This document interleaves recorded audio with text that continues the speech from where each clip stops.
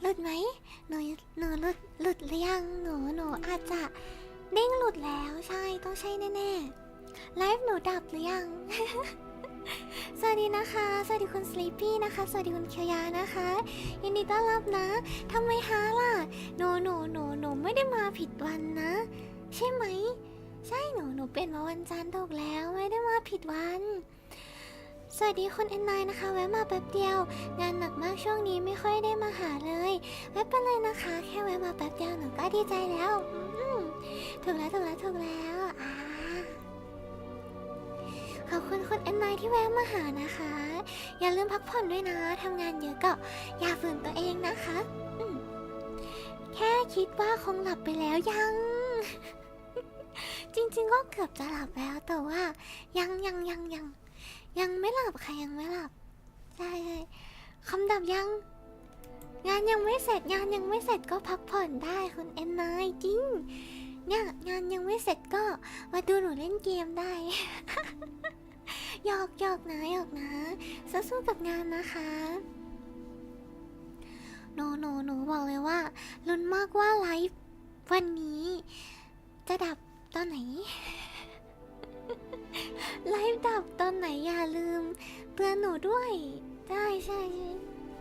รู้สึกว่ามีความเป็นไปได้มากที่ไลฟ์จะดับวันนี้ค่ะสวัสดีคุณ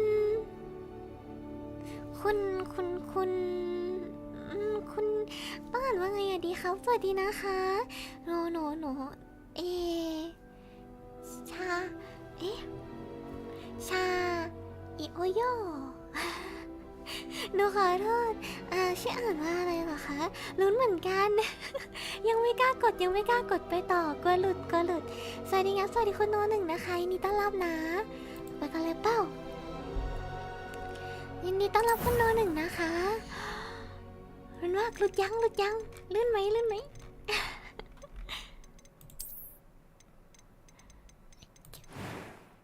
แต่งหน้า Hogwarts Legacy เป็นเกมแต่งหน้า เป็นเกมแต่งหน้าแต่งตัว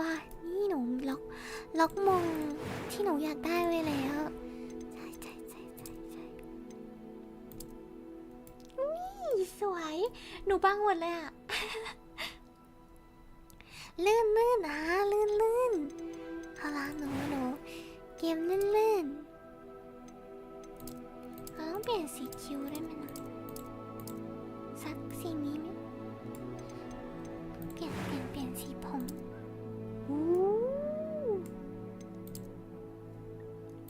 หนูบอกให้หนูบังมิดจอหนูพูดเลย หนูบังมิดจอเฮ้ยทรงผมสีขาวสวยเดี๋ยวขาวให้นี่ขาวสวยไหมสวยโอ้ยคุณแม่มดกู สวัสดีคุณเจแปนนะคะยินดีต้อนรับนะวันนี้คุณแม่มดเป็นแม่มดใจดีแล้วหนูสีฟ้าหน่อยหนูหาฟ้าสุดได้แค่หนูฟ้าขาวสุดได้แค่นี้แล้วอ่ะอีกอันนึงมันขาวแบบขาวจุ๊บอะไรอ่ะคิ้วก็น่าจะเหลือไม่มีคิ้วไม่มีคิ้วดีไหมแล้วเราคิ้วบางแต่งตัวละครได้น่ารักจังขอบคุณนะคะหนูลงมอดด้วยแหละ หนูลงมอดด้วยแหละใช่ใส่ไว้นะแว่นนี้แปลกๆอ่ะเนาะเราใส่แบบเป็นเด็กเรียนอะไรอย่างเงี้ยเนี่ยฟิลเด็กเรียนคุณแม่มดใจดีเจอกันตอนเรียนศาสตร์มืดแน่ๆไม่ใช่ เป็นคนดีต้องไม่เรียนศาสตร์มืดสิ แล้วก็เราจะ It was wonderful. I believe I'm really going to enjoy this class. สาวแว่นน่ารักเสมอหุ้ยเห็นชื่อตัวเองแป๊บนึง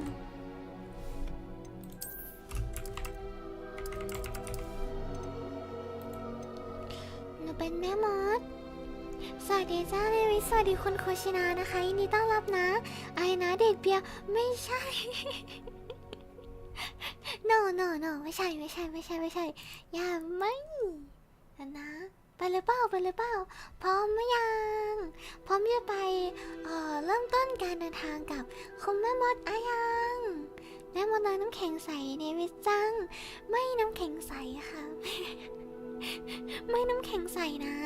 แม่มดน้อยได้แต่ไม่น้ำแข็งใสพร้อมยังไปแล้วนะ Let's go go ไปกันเอาล่ะลุ้นมากกระตุกไหมกระตุกแน่หนูลงภาษาไทยไว้ด้วยค่ะใช่ It appears we are almost ready to หนู depart. แปลให้ทุกคนไม่ได้หนูลงภาษาไทย It's a pity we didn't have a bit more time to spend on spellcasting.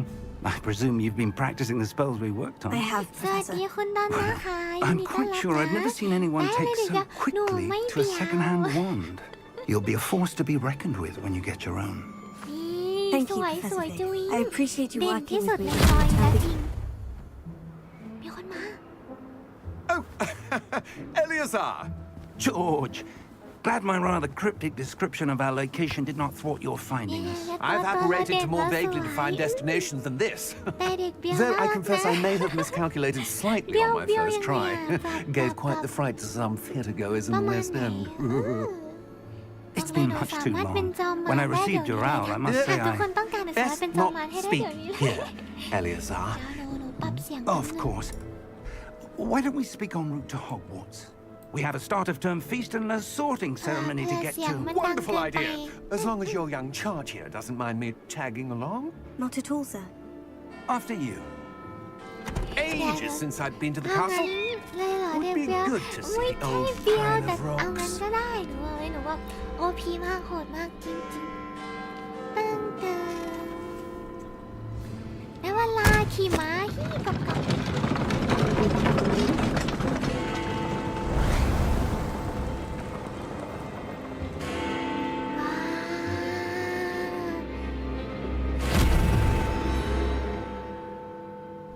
นี่เดี๋ยวหนูจะมาโชว์เทคนิคคนเซียนคาถาเวทมนต์ให้ดู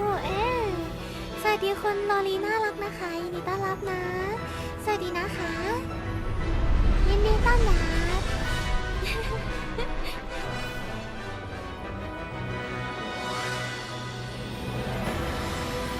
เราจะข้ามได้ไหม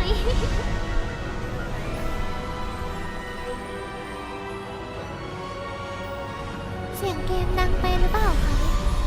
หนูลดเสียงเกมให้ได้นะได้เสียงเกมอาจจะดังไปหน่อย Glad I caught you before you left for Scotland. Just barely. And who is your travelling companion?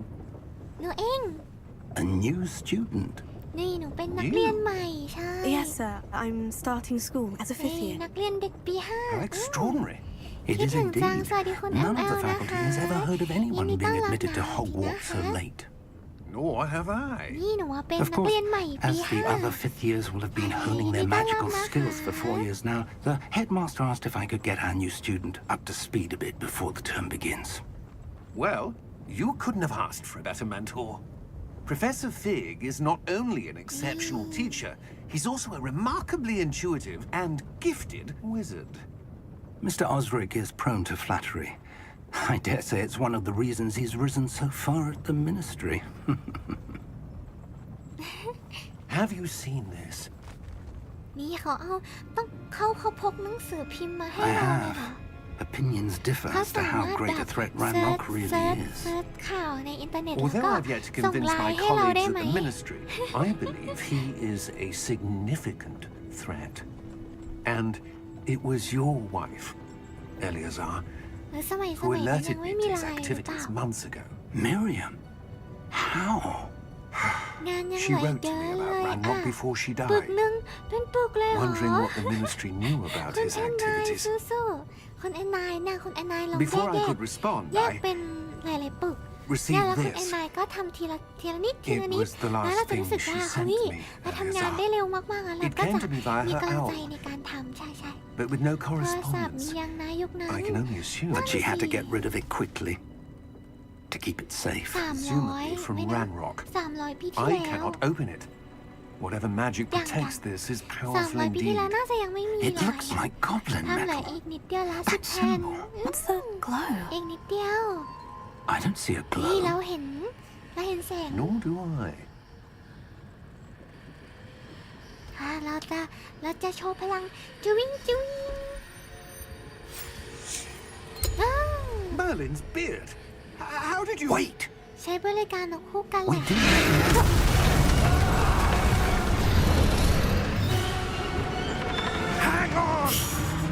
ทุกคนดูผมหน่อยดิ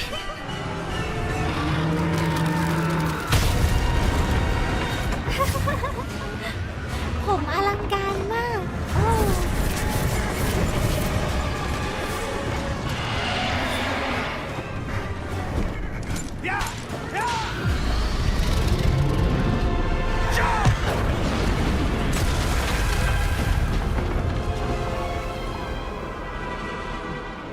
ไม่นะ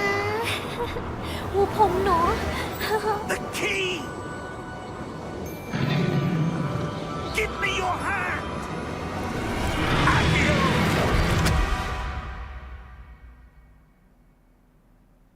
ตลกผม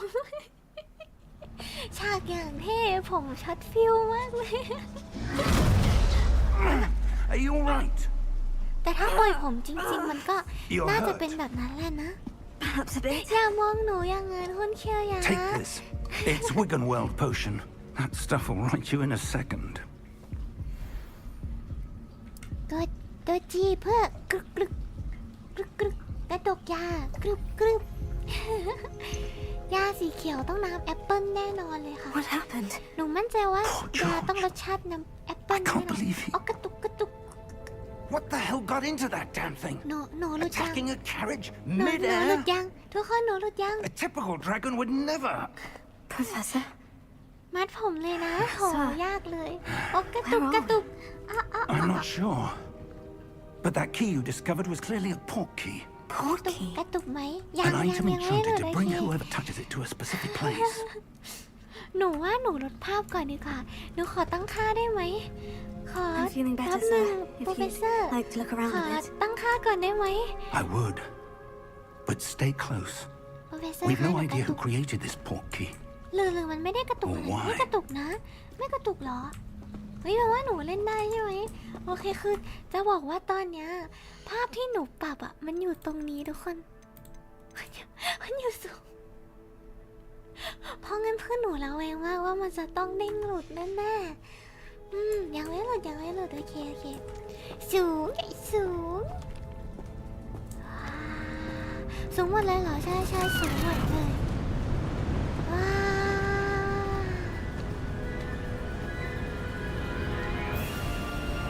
How far did that portkey take us? Farther from London than the carriage travelled. We're somewhere in the Scottish เนี่ยหนู Highlands. อยากไปที่แบบเนี้ยมันสวยอ่ะคอม The ระเบิด port แน่ key was ยัง meant to lead us there. I ยัง do. ไม่ระเบิด This has ถ้าหลุด not จริง been มี the เปลี่ย day นเกม either of us expected. But Miriam sent that port key to George for a reason.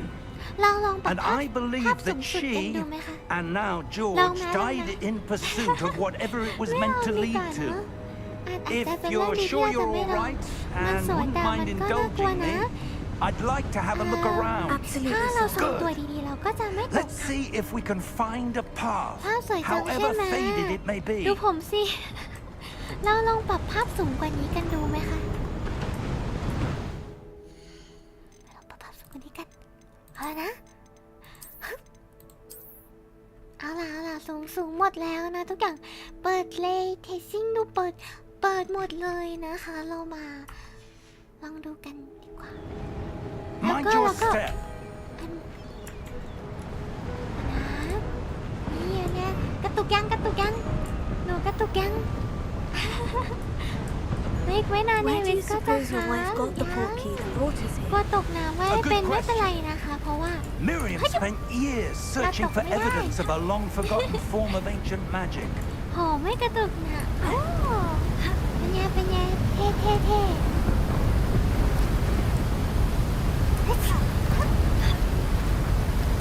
Ancient magic! แต่ว่าเดี๋ยว Yes, ก่อนถึงฮอกวอ a ตส์ว่าจะ powerful magic wielded by a rare few. seems to have been lost to ไม่กระ time. ตุกใช่ไหมไงหนูเก่งมากหนูแบบคอมหนูโอพีแล้ว Hogwarts Castle was built by and is itself a stronghold of that แปลว่า ancient หนูเล่นเอ magic. เปกได้แล้วพอ I ปรับ don't สุ know รพล where เป็น she ผมขึ้น came มา into เลย possession of the portkey. อย่าโหด But ร้า I ย am certain ก่อน it หน้า was นี้ to ผ do ม with ไม่เหมือ that นน้องผม search. ตรงไหน Ah, เล่น there's นะ the คะ path เก่ง down มาก below. เลย This way. น่าจะไม่กระตุกนะแค่ไลฟ์ดับ But sir, why was ดี๋ยว your ก่อน wife searching for evidence of lost เดี๋ยว magic? ก่อน Miriam wanted to understand why such powerful magic disappeared from the wizarding world. Spoke of the ส good วัส it ดี could ครับ สวัส do. ดีคุณแบงค์นะคะยินดีต้อนรับ Than นะ any power. สวัสดีคุณ What อู๋ really นะคะคอมเทพ matters ไม่ is กระ the ตุกเลย one ครับ who เนวิส wields it. คอมเทพแล้วใช่ หลังจากที่หนูป้อนเงินทุกคนมาคอมหนูก็เทพเรียบร้อยแบบไม่ใช่ ขอบคุณนะคะขอบคุณคุณอู๋สำหรับการโดเนทนะ แล้วก็ยินดีต้อนรับคุณแบงค์ด้วยนะคะ It's มัน not แข่ง cold มาเด enough วิส here. ผมก่อนหน้านี้น่ะเหรอ It appears to be a sort of ตอนแรก enchantment. สวัสดีอีกรอบนะสวัส Someone ดี wanted นะ to คะ block this path. มีคนต้องการ Let's see จะ some of เส้น that ทางนี้ไว้ one work you were practicing. เย็บๆนะ Focus on the center. เอาล่ะอาจจะกระตุกไหมปิ้วไอ้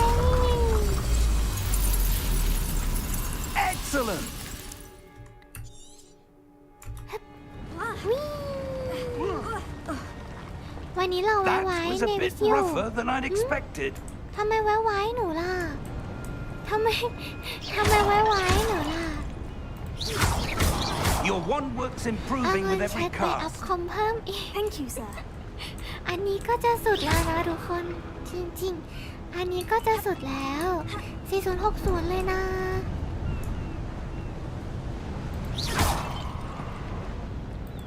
Ah, up there.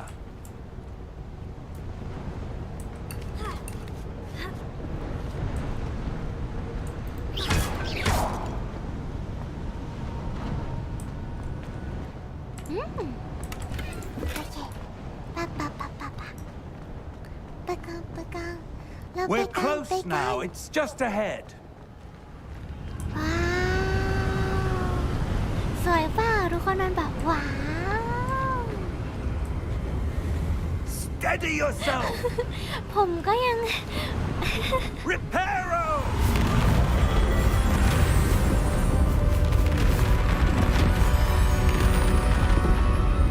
ไม่เคยดูหนังไม่เคยดูหนังมาดูเกมเลยจะงงไหมอ่ะไม่งงค่ะเพราะว่าเหมือนเนื้อเรื่องในเกมจะเป็นเนื้อเรื่องก่อนในหนังประมาณ300 ปีเลยไหมนะ Almost ใช่ there. มันแบบมันเนื้อเรื่องก่อนค่อนข้างนานเลยค่ะ ไม่มีความเกี่ยวข้องกันเลยใช่ อาจจะมีชื่อตระกูลบางตระกูลที่คุ้นหูบ้างแต่ว่าไม่งง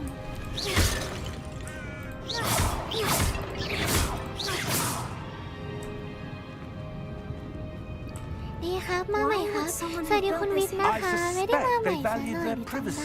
นะ He led us here for a reason. Let's have a look คิด around ว่า for ในวิ anything จะ that มี seems การหลงทางไหม out of place. หนูว่าไม่น่ามีเพราะว่าเกมนี้เป็นเกมทางเดียวค่ะ นี่ใครอ่ะคนนี้คือ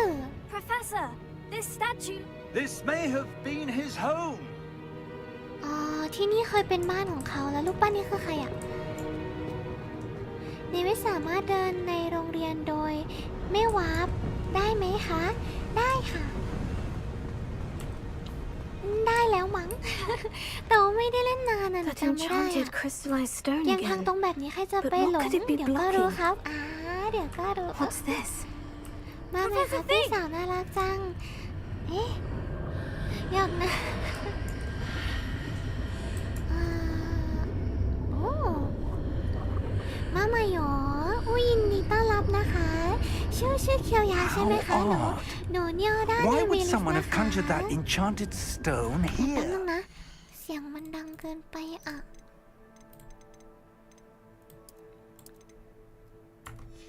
มันน่าจะลดลงบ้าง And how is there a room behind เน it? วิสเคยเล่นแล้วเหรอใช่ What room? หนูเค I ย don't เล่น see ไปแล้ว anything. ก่อนหน้านี้ค่ะ There's that glow again, like the glow on the Now I know portkey what- container. หนูเล่นตั้งแต่เกมเปิดเลยใช่ ตอนแล้วกลับมาเล่นตอนนี้ก็ลืมหมดแล้วค่ะ What in Merlin's name? เมอร์ลินเกิดก่อน300 ปีที่แล้ว Godric's heart. ถ้าเหมือนในหนังเจอทางลับ I don't และ believe เจอ it. งูยักษ์ใช่แต่ว่าอันนี้เราไม่เจองูยักษ์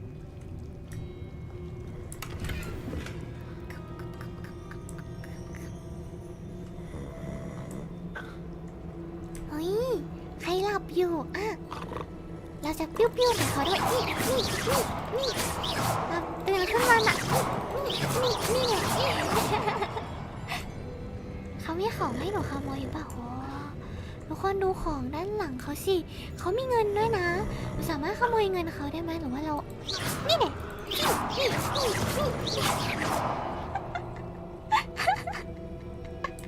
อุ้ยเล็บเขายาวมากเราสามารถเขาหลับอยู่เราสามารถตัดเล็บให้เขาได้ไหมอ่ะ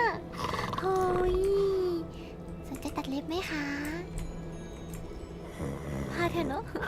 เรามาปลุกเขากันดีกว่า Hello? อย่ามองหนูด้วยสายตาแบบนั้นคนเชียร์หนูเขินอายแล้วนะเนี่ยเขินแล้วจริงเขินอยู่ไหนเขินอยู่เนี่ยเขินแล้วเฮ้ยเขินนักแต่เองเคยเล่นที่เท่ากับเล่นไปกี่ร้อยชั่วโมงนะก็ไม่ถึงขนาดนั้น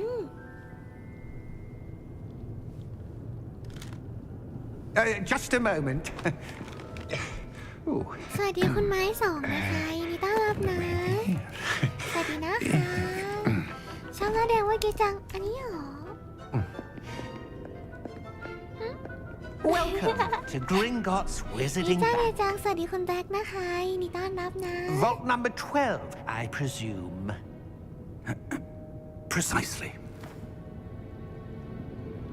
The key? ได้น่ารัก Oh, yes, of course. นี่เดี๋ยวเราจะมีกุญแ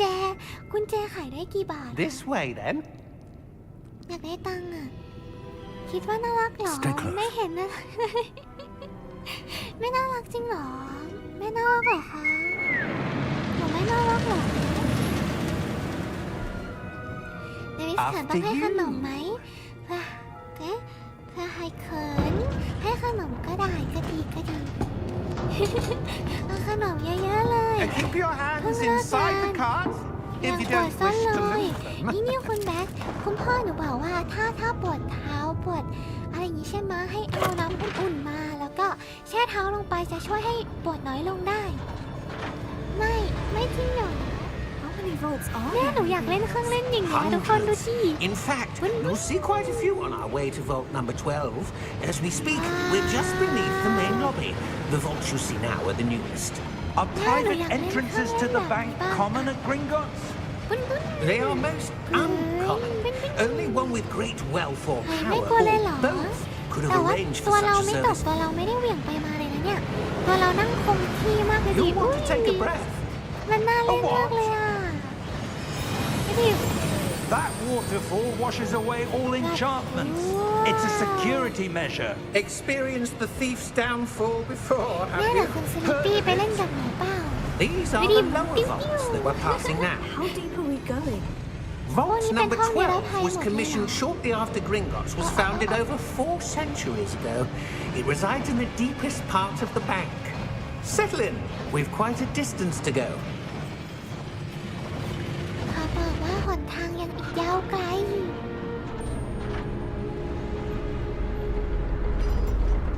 เอ๊ะแล้วจอดแล้วอ่ะก็ไม่ไกลนะ number. Vault 12. Momentous day. ไม่มีตัวรอนั่งเรียบร้อยมากเลยอ่ะ On your way.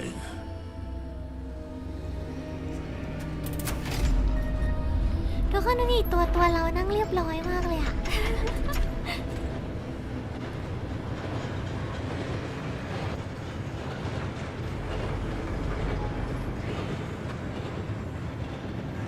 Professor, the armband that guard was wearing was glowing. Like the glow you saw on the porky container? No, darker. I saw that same glow on the dragon's collar. Yeah, what was that? We were just wondering about that เนี่ยสิ goblet. เรานั่งแบบ The นั่งเรียบ Hogwarts ร้อย is มาก over, the oldest นี่แต่มันก็ดู section ปลอด of the ภัยอยู่ bank. นะ Rare แต่ว่า anyone goes เขา there บอกว่าถ้า anymore. เรายื่นมือออกไปด้านนอกรถเราอาจจะแขนขาดเลยก็ได้ด้วยล่ะ แต่คงไม่หรอกมั้งเนาะ Here we are. เรามาถึงแล้วกูกูไป When was the last time this vault was accessed? A goblin has been แค่ยื่น stationed มือ at นี่ my แขน desk ขาด for เลยเหรอ hundreds of อันตราย years. มากนะ In that time, no อาจจะ one เป็น has เพราะว่า visited Vault เครื่องมันหมุน 12. ไปหมุนมารอบตัวเราด้วยแหละมันก็เลยถ้ายื่นมือออกไปก็แขนขาดเหมือนนั่งมอไซค์ใช่ไหม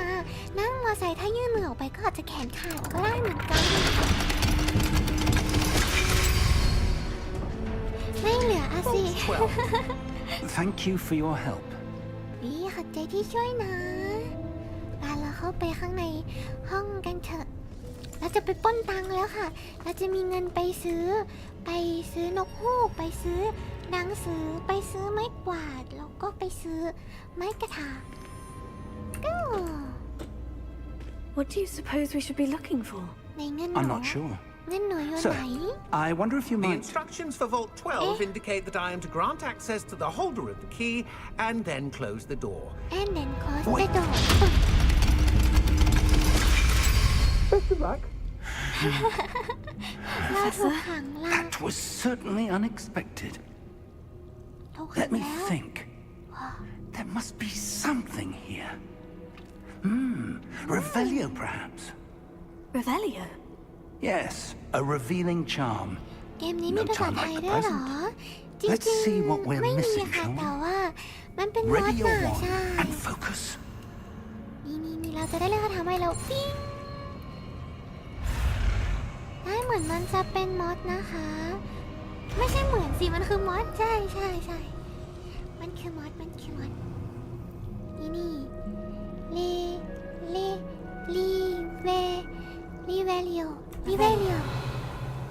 There! I saw something. Move a bit closer and try again. ใกล้กว่าเดิมแล้วก็ลีเวลิโอปิ้งdo. Well, ขอบคุณ that's a คุณ start. LL นะคะ There's that symbol รักนะ again. เฮ้ย I don't suppose you see a way to... I do, Professor. That symbol has the same glow as the one I saw in the portkey container. จำได้ว่าเกมนี้ If มัน what เสก you คา can ถา see ด้วยไม้ได้ reveals the นี่ way ครับใช่ไหม forward, ใช่ then I dare say we are about to Take it, discover take the my die. secret of this vault. ปะ Lead the way. ลิเวลิโอลิเวลิโอเฮ้ยอย่างเท่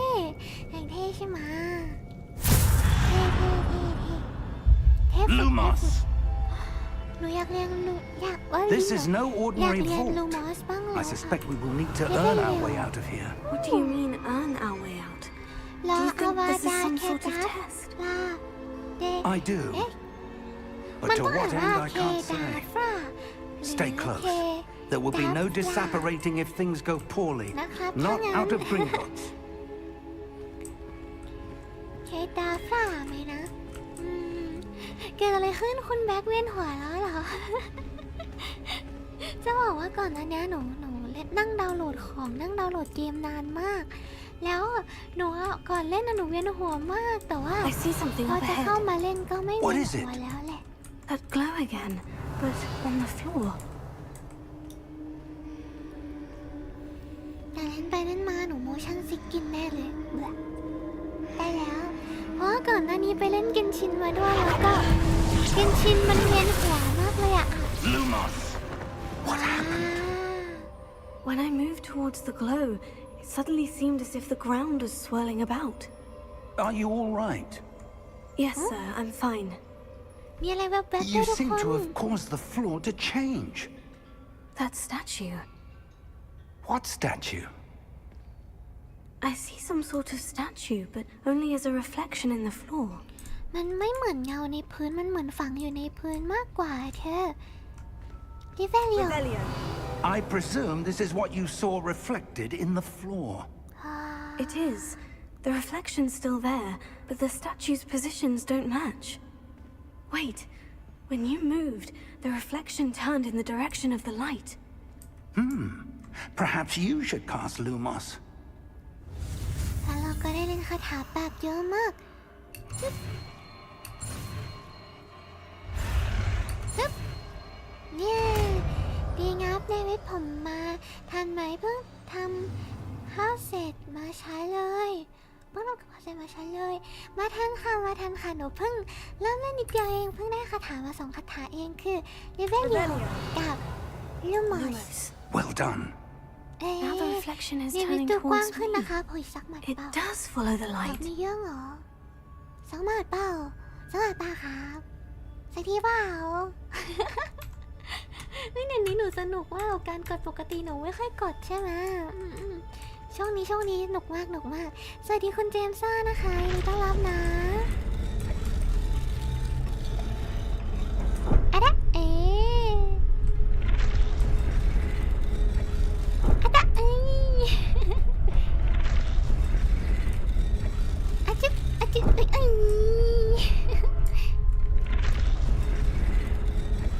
ยจริงๆนะหนูว่าเขาสุดแล้ว เขารูปปั้นใช้ไม่ได้แล้ว มันถ้าเกิดแสงเราอยู่ตรงนี้ใช่ไหมเนี่ยมันจะลุกใช่อาจจะเนี่ยเราต้องให้รูปปั้นที่พื้นนะคะมันสะท้อนตรงกับข้างบนใช่เขาแตกหมดแล้ว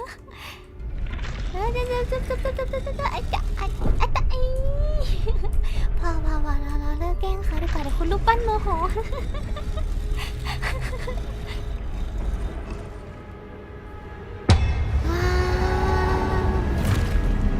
อย่าจุดใส่หนู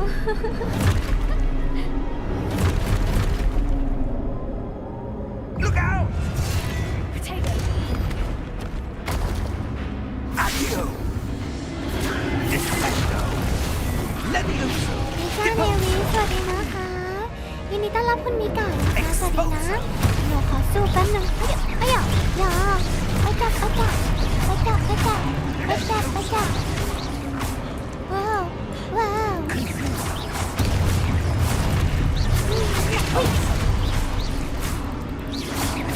Defendo! Contrigger! Expulso! Levioso!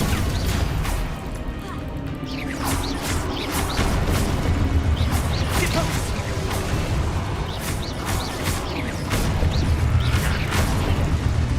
Lumos! Stay close! เขาบอกให้อยู่ใกล้ๆเราจะเป็นเด็กดี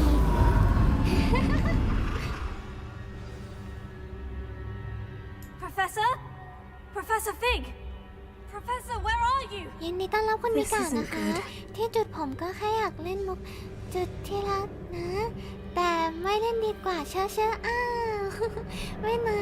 มาดูคุณแม่มดตะโกนคาถาสู้เลยต้องเท่มากแน่ๆไม่เคยฟังเลยนะ Revelio. หนูเป็นเด็ก Lumos, ดีใช่ where am I supposed to go? เด็กดีมากๆด้วยจริง What's happening? ๆสวัสดีที่รัก The สวัสดีคุณ wisps ท of องขาว magic นะ seem to คะ be leading me ยินดี somewhere. ต้อนรับนะสวัสดีนะคะ Revelio. Lumos. ผมคิดถึงเนวิสจริงเหรอ ก่อนหน้านี้หนูยังเจอคุณทองขาวที่ช่องคนอื่นอยู่เลย Oh, อะ that's where they're ไม่รัก leading กัน me. แล้วมั้ง That glow again. มีผู้สาวคนใหม่แล้วนี่ ใช่สิ Revelio. Lumos.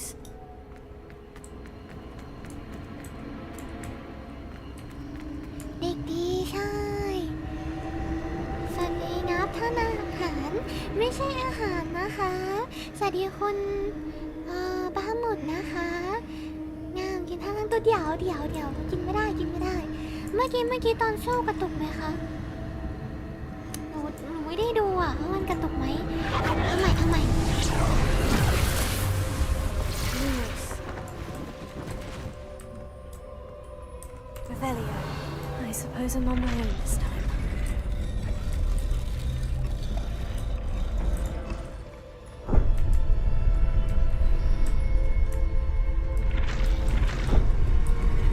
It seems I have no choice. I'm going to have to fight my way out of here. ไม่ตุกนะ ว้าวก็ไม่คิดว่าจะเปิดกันเลยไหมอะพี่เฮ้ย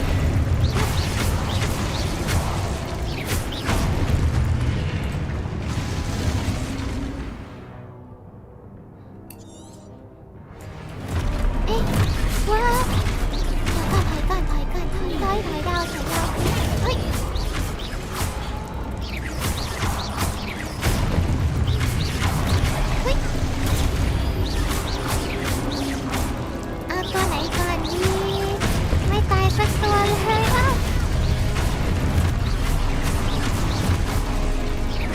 เฮ้มีเหรอเฮ้ยกันไว้ก่อนเฮ้ย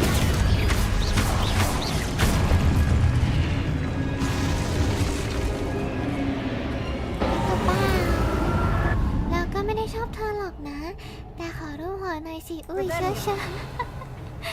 แล้วมาเชอะหนูด้วยนะโหสวัสดีครับเต้าเนวิสวัสดีนะคะยินดีต้อนรับนะนี่หนูเป็นอัพคอมมาแล้วหนูเล่นเกมโปรดหนูได้แล้วทักทายนะเต้าน้ำแข็งใสสวัสดีคุณมาสเตอร์นะคะแล้วก็ไม่ใช่น้ำแข็งใสนะ Revelia. Lumos. ก็คือเดเวลิโอทุกสายเลยแล้วกัน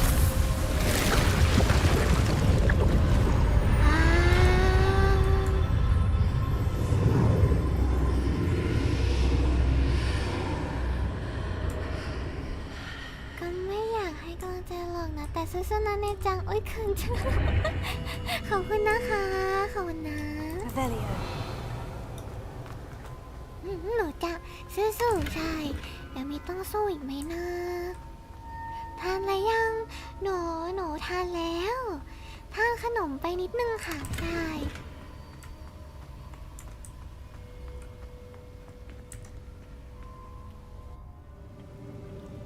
นี่มันจะต้องเป็นไอเทมวิเศษอย่างแน่นอนก็ไม่ได้เขินขนาดนั้นหรอกนะชิชิจริงเหรอ There you are. How did you? What is this ส place? วัสดีนะคะยินดีต้อนรับนะ I found this ยินดีต้อนรับนะคุณนกฮูกนี่ That is ห no นู mere เล่นได้ basin. แล้วนะสิหนูเปิดภาพเต็ม That is a เลยด้วยนะ pensive. คุณนกฮูกหนูเก่งเปล่า For viewing memories. คอมไม่ดับแล้วเฮ้ยI wonder. เปิดภาพเต็มเลยนะ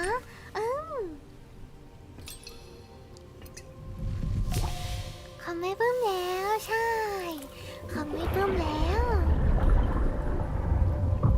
Follow my เก่ง lead. มากเลยลูกนี่หนูเก่งหนูเล่นฉากต่อสู้แล้วก็ไม่กระตุกได้นะก็ไม่ได้เป็นห่วงเธอหรอกนะแต่ว่าก็อยากจะกินอะไรนะเชื่อนี่ขนาดไม่ได้เป็นห่วงนะเนี่ย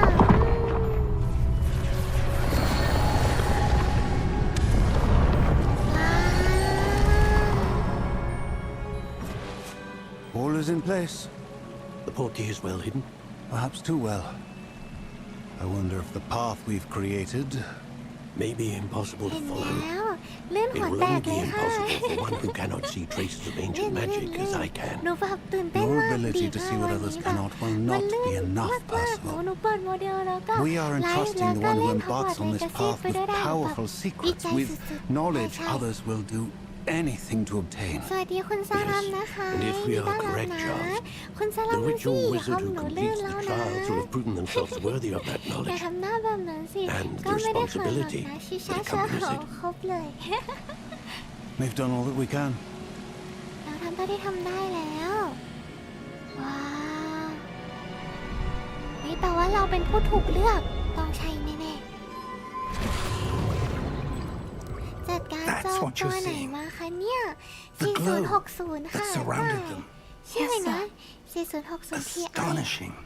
Can I see? สวัสดีครับสวัสดีคุณนิกส์นะคะนี่ต้อนรับ Traces นะสวัสดี of นะ an คะ ancient magic, to be precise.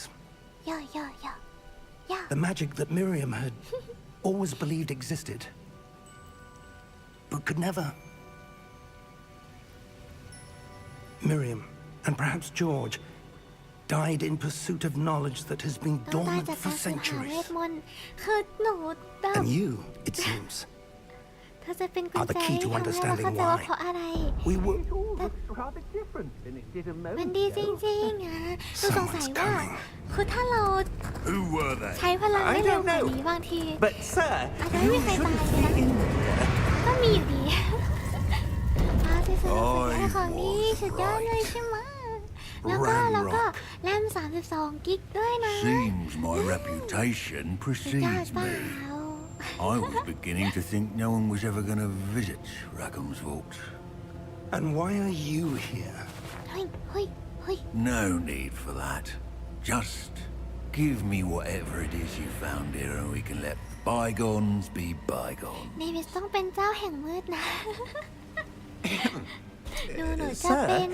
ผู้มีพลังเก่ง They กาจ have the key to the vault. ก็ไม่ได้ชอบ Choose your next words wisely. แต่ก็ยังบอก I only meant ก็ that ดีนะ the instructions to Vault เฮ้ยนี่เอา 12 เข้า were มาเหรอครับ quite เนี่ยใช่ clear. หนูแอบมุกมีแปะ Sir, เอา I เข้า must มา insist. I was to grant access only to one with the key, and you didn't have it.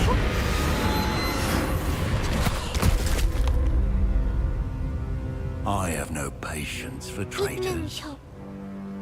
Now, where were we? I'm not giving you anything. Well, perhaps your young friend here will be more helpful.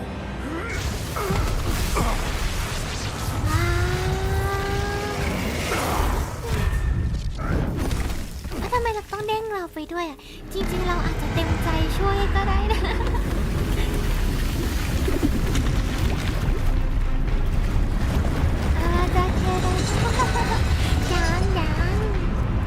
ยังไม่มีอีกยาวไกลเลยค่ะนี่ตุ้มตั้งตุ้มตั้ง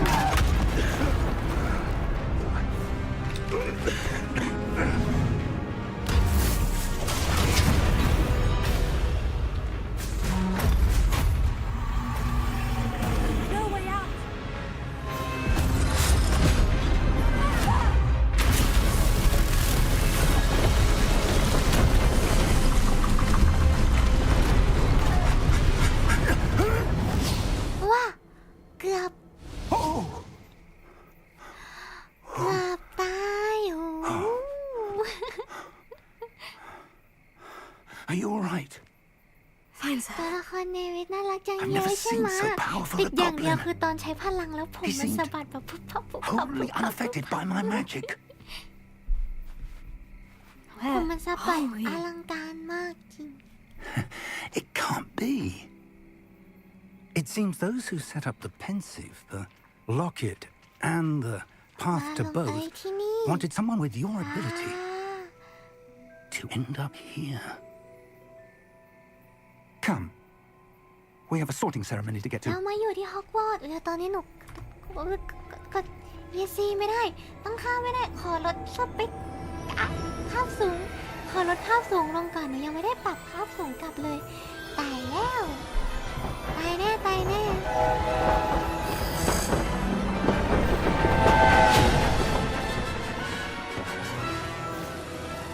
ชอบบัตรเซเว่นเข้าเทศแต่ว่าก็ชอบเนจังมากกว่า อุ้ย ถ้าผมสีออกเงินอีกนิดเหมือนเลย หนูมันมีสีให้เลือกจิ้มแค่เนี้ยคุณซาลอง ไม่นะ สวัสดีครับคุณผมไม่ได้ดูมาสักพักเลยว้าวแล้วนึงนะเสียงเดียวนะ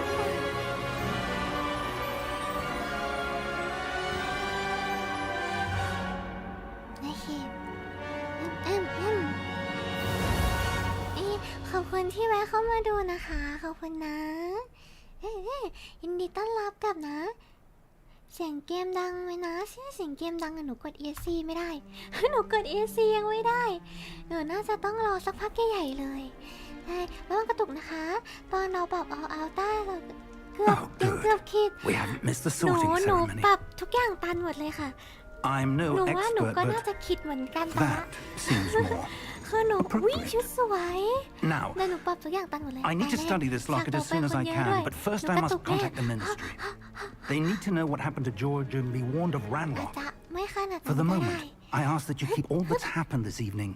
between you and me. Of course, sir. Thank you. Ready for the sorting ceremony? ไม่ขนาดนั้นหรอกมั้ง ไลฟ์ดับปุ๊บมันกระตุก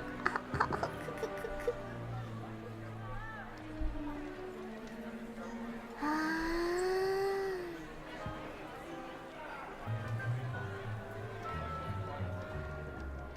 เสียงเกมถึงจะดังขนาดนั้นแล้วก็สนใจแค่เธอ Black หุย มีเฟรมตกไหม Prepare yourself to meet กระตุก the กระตุก headmaster. หนูโมเดลหนูอะกระตุกอ่ะ Fig, nice of you to join us. อา The การเดียวกัน sorting เลย ceremony is over. There were complications. Complications? It seems the goblin problem has... Enough. Goblins. I've no time for rumors, มัน Fig, ไม่ and I'm rapidly อยาก losing เข้า whatever อะ patience I had ขอตั้ง left. ค่าก่อนได้ไหม If you're lucky, But how we fun. might still be able to get you Sure. sorted this evening. น้องหนาวครับI'll be in touch.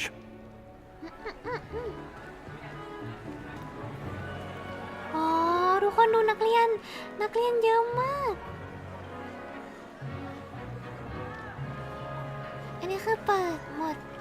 หนูไม่รู้ว่าหนูติ๊กเปิดหมดเลยอะใช่ Professor Weasley, เว้ย we've one more to be ไม่ sorted. เจ็บละโอกาสตกใจ Welcome. เลย You're just in time.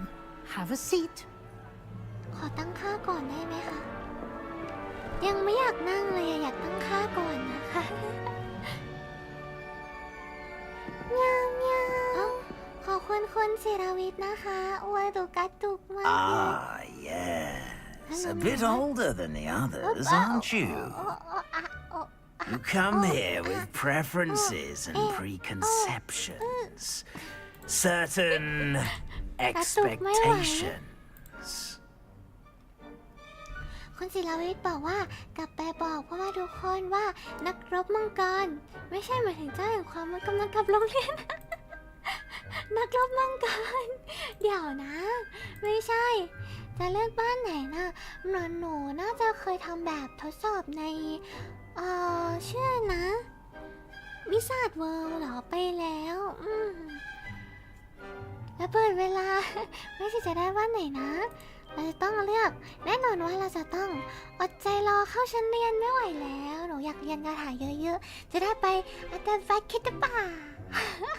I'm looking forward to meeting my professors and learning all I can at Hogwarts. นี่ต้องได้อยู่บ้านอัสคาบันแน่ๆอันนี้เป็นบ้านใช่ Hogwarts ไหม has much to ไม่ offer ใช่ a นะมันคุก dedicated นะคุณซาลามหนูจะไม่เข้าคุก And what you learn เพราะหนู in เป็นเด็กดี class will prepare you for challenges outside the classroom as well.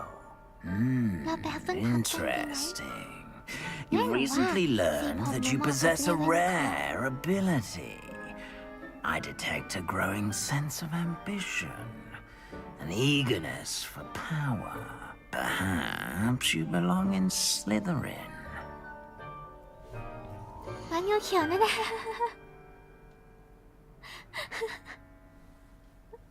เราลองไม่เอาบ้านนี้ไหมเราอยากไปบ้านไหนดีทุกคนเนี่ยเลือกบ้านอื่นแน่นอนอยู่แล้วเราจะเลือกบ้านไหนดีเลเวนคอคือหนูว่าชอบเลเวนคอนะเพราะสีมันสวยแต่ว่าบ้านมันอยู่สูงไม่พอคือมันต้องตอบคำถามก่อนเข้าบ้าน เพราะฉะนั้นหนู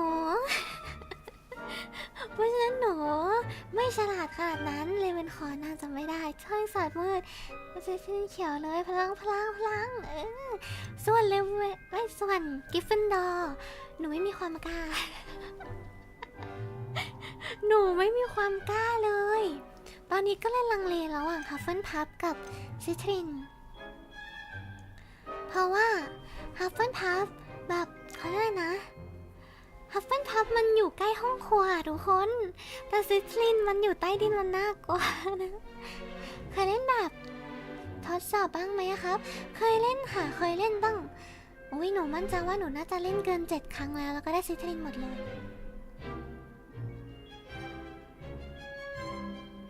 เหมือนจำได้ว่าหนูเคยเล่นแบบทดสอบในไลฟ์กองโจรสักไลฟ์ด้วยมั้งก็ไม่ได้เป็นห่วงหรอกนะแต่ก็กินน้ำหน่อยก็ได้หนูไม่ได้เอาน้ำเข้าห้องมาด้วยวันนี้สิลองเอาตามนั้นไหมนี่ไปทำแล้วได้ป้ะไหนอะซิทิน งูเขียวเลยฮัฟเฟิลพัมนี่ฮัฟเฟิลพัมมันก็น่ารักใช่ไหมอยากก็ซินี่ไปทำแล้วได้บ้านไหนงั้นเล่นใหม่หรอเราพูดใช้แต่แค่ว่ามาอยู่ศาสตร์มืดกับเรานะฮูกเล่นใหม่เล่นใหม่ได้อะไรนั่นนะคะหนูเซิร์ชแป๊บนึงชื่ออะไรนะวิซาดิ้งเวิลด์ รอบนี้หนูต้องไม่ได้สิชิงหนูเป็นคนดีแล้วเพราะงั้นแต่ไอดีเนวิสมันเคยเล่นไปแล้วอ่ะหนูน่าจะต้องสร้างไอดีใหม่สักครู่นะคะ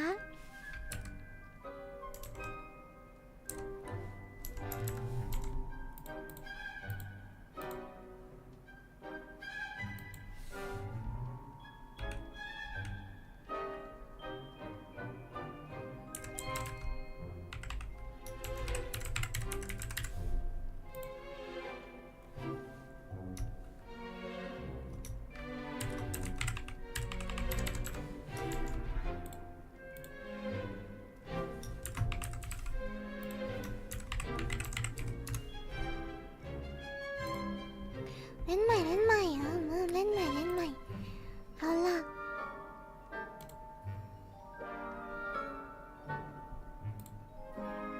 เราจะมาเล่นใหม่ให้ทุกคนดูกัน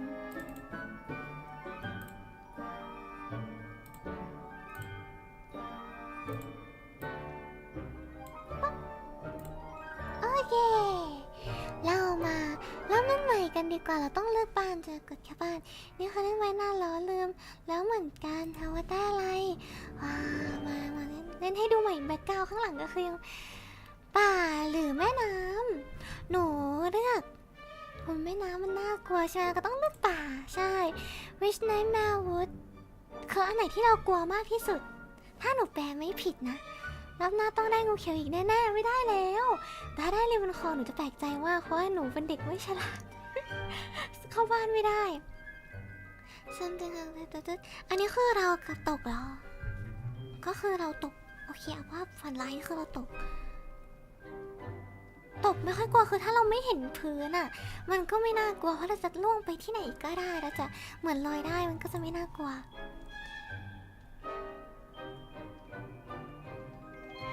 อันนี้น่ากลัวคือเหมือนกับว่าอะไรนะมีคนหัวเราะเยาะเราเหรอแบบทุกคนลุมหัวเราะเยาะเราอันนี้น่ากลัวแล้วมันน่ากลัวจริงถ้าอยู่ในฝันใช่งูเขียวคนดีก็มีนะก็ใช่แต่ว่างูเขียวมันก็ต้องมีความกล้านิดนึงใช่ไหมแต่หนูบอกแล้วว่าหนูไม่มีความกล้าจริงๆแล้วก็ friend or family ก็คือคนรอบตัวจำเราไม่ได้เลยแล้วก็อันนี้ไม่น่ากลัวเพราะฉะนั้นหนูจะเลือกอันนี้โอเคไม่ไปเป็นเจ้าแห่งสัตว์มืดกันเถอะIf you are saying Hogwarts which pet คือสัตว์เลี้ยงอะไรที่เราจะเลือกนะคะแน่นอนว่าหนูจะเลือกแมวแล้วแมวอยากได้แมวสีขาวแล้วก็ if you could have any power which would you choose ถ้าเกิดเราสามารถมีพลังได้เราจะเลือกพลังอะไร 1. พลังในการอ่านใจคนหนูคิดว่ามันค่อนข้างยุ่งยากแล้วหนูก็รู้สึกว่าถ้าเราอ่านใจคนได้น่าจะปวดหัวน่าดูใช่แบบหนูดูชินจังเยอะใช่ไหมแล้วหนูเพิ่งดูเดอะมูฟวี่ชินจังไปแล้วในหัวชินจังมันมีแต่อะไรแปลกๆเพราะฉะนั้นในโลกจริงก็อาจจะมีคนคิดอะไรแปลกๆเยอะก็ได้เพราะฉะนั้นการอ่านใจอ่านที่เขาคิดอาจไม่ใช่เรื่องที่ดีขนาดนั้นปวดหัวชัวร์ใช่พลังในการเปลี่ยนแปลงอดีตอันนี้น่าสนใจปักไว้ก่อนพลังในการหายตัวนี้ไม่สนใจเพราะหนูรู้สึกว่ามันไม่ได้ประโยชน์มากเท่าไหร่ลองนึกภาพคนที่อ่านใจได้สิทุกคนว่าจะวุ่นวายไหมมันน่าจะเวียนหัวมากๆเลยตอนนี้จะพูดกับสัตว์ไม่เอาเฮ้ยหนูอยากเป็นซุปเปอร์ฮีโร่เพราะว่าตัวฉันแอดวิวคืออะไรนะแป๊บนึงหนูขอกุ๊กกะเราหน่อย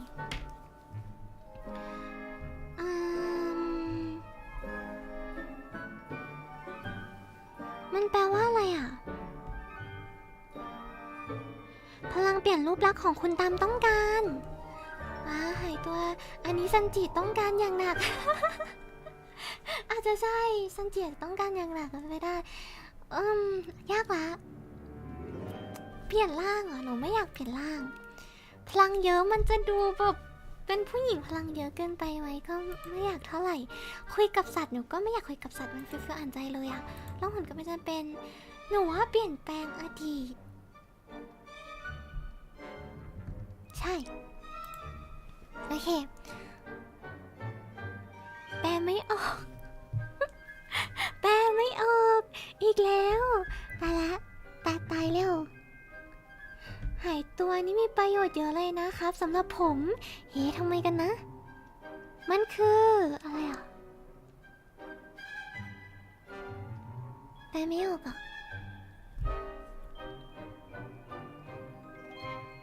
วัดพุ่มไม้จะผลิตดอกไม้ที่เป็นเพื่อดึงดูดผู้ที่ไม่ระวังก็คือกลิ่นจะเป็นยังไงหรอ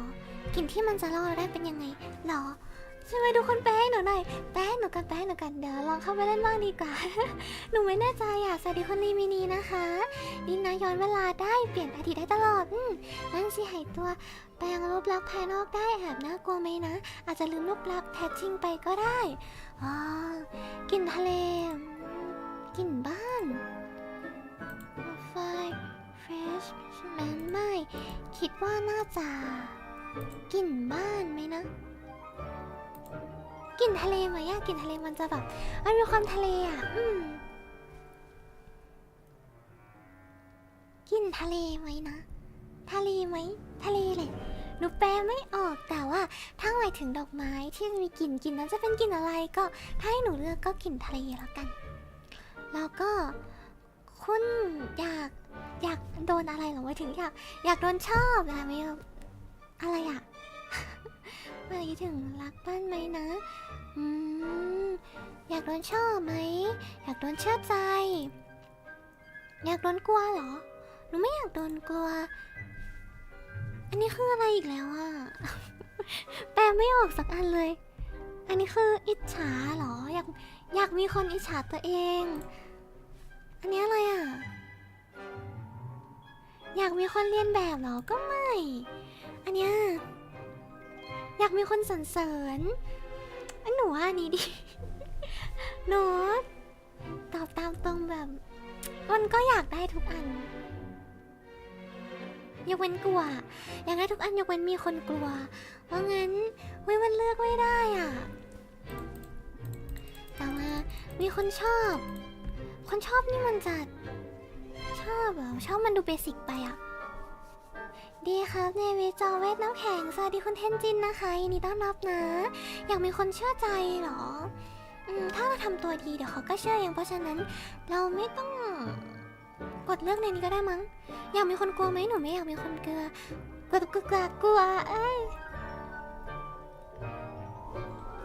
ันสามารถโดนกลัวสินะอันนี้มันคือคนอิจฉาคือเอาละ3 ข้อสุดท้ายโอ้ my god 3 ข้อสุดท้ายทำไงดีอยากมีคนอิจฉาอยากเป็นคนเรียนแบบไม่แปลว่าเหลือ2 ข้อสุดท้ายคืออยากมีคนสรรเสริญก็อยากมีคนอิจฉาหนูคิดในใจแล้วนึงอยากมีคนสรรเสริญหรืออยากมีคนอิจฉาอยากมีคนสรรเสริญหรืออยากมีคนอิจฉาแต่ถ้าเกิดมีคนสรรเสริญก็คือเราจะเก่งมากๆเพราะว่าเราเก่งมากๆก็เลยมีคนสรรเสริญเราใช่ไหมแต่ว่าถ้าเรามีคนอิจฉาแปลว่าเราต้องได้สิ่งที่ดีมากๆอะสิเพราะแต่มันคุณแม่หมดน่ากลัวหนูไม่ได้น่ากลัวซะหน่อยปิดได้ไหมทุกคนได้หมด โอเค How would you like to be know in How would you like to be know to history ก็คือเราอยากถูกจารึกในประวัติศาสตร์อยากถูกจดจำในประวัติศาสตร์เป็นยังไงอันนี้อิจฉาก็ประมาณว่ามีคนคิดไรอิจฉาอยากได้หมดแต่ไม่สิถ้ามีคนอิจฉาก็แปลว่าเราได้สิ่งดีๆใช่ไหมล่ะ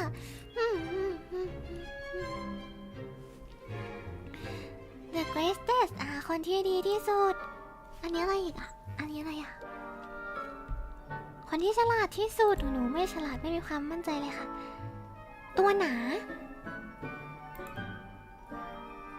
คนที่ดีที่สุดไม่ค่อยเก็ตตัวหนาเท่าไหร่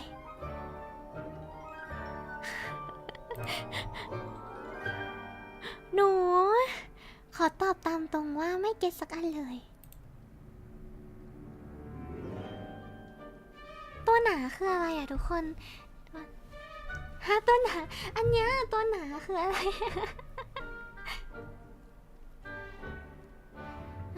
เอาอะไรดีนะหนูสงสัยอันเนี้ยมันคืออะไรอะเดอะB O L D ตัวหนาคืออะไรทุกคนสวัสดีเนวิสสวัสดีคุณออมนะคะต้อนรับนะคะแป้งหนูกัน ตัวหนาคืออะไรอะไม่เข้าใจ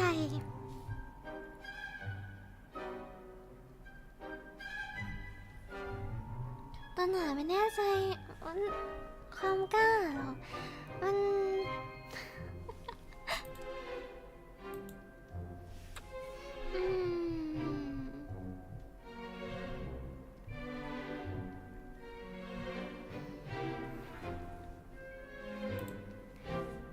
ไม่รู้ว่าอันอื่นยังตีความหมายได้อันนี้อาจหมายถึงเป็นคนใหญ่ก็เป็นคนใจใหญ่ก็หารหรือเปล่า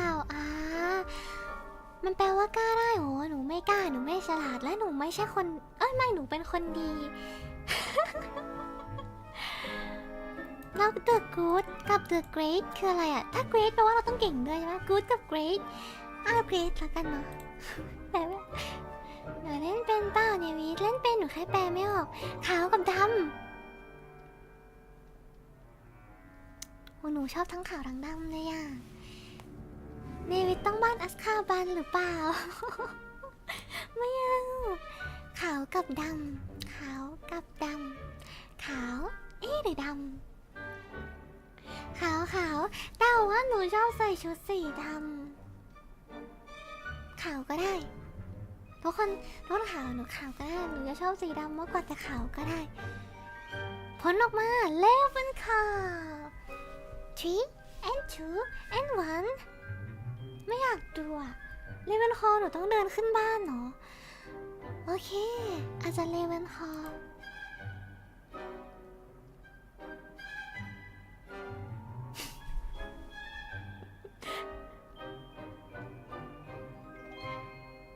หนูว่าหนูเลือกสีขาวแล้วนะไม่ใช่หรอซิทรินไม่ใช่สีดำหรอคะหนูก็สีขาวนะ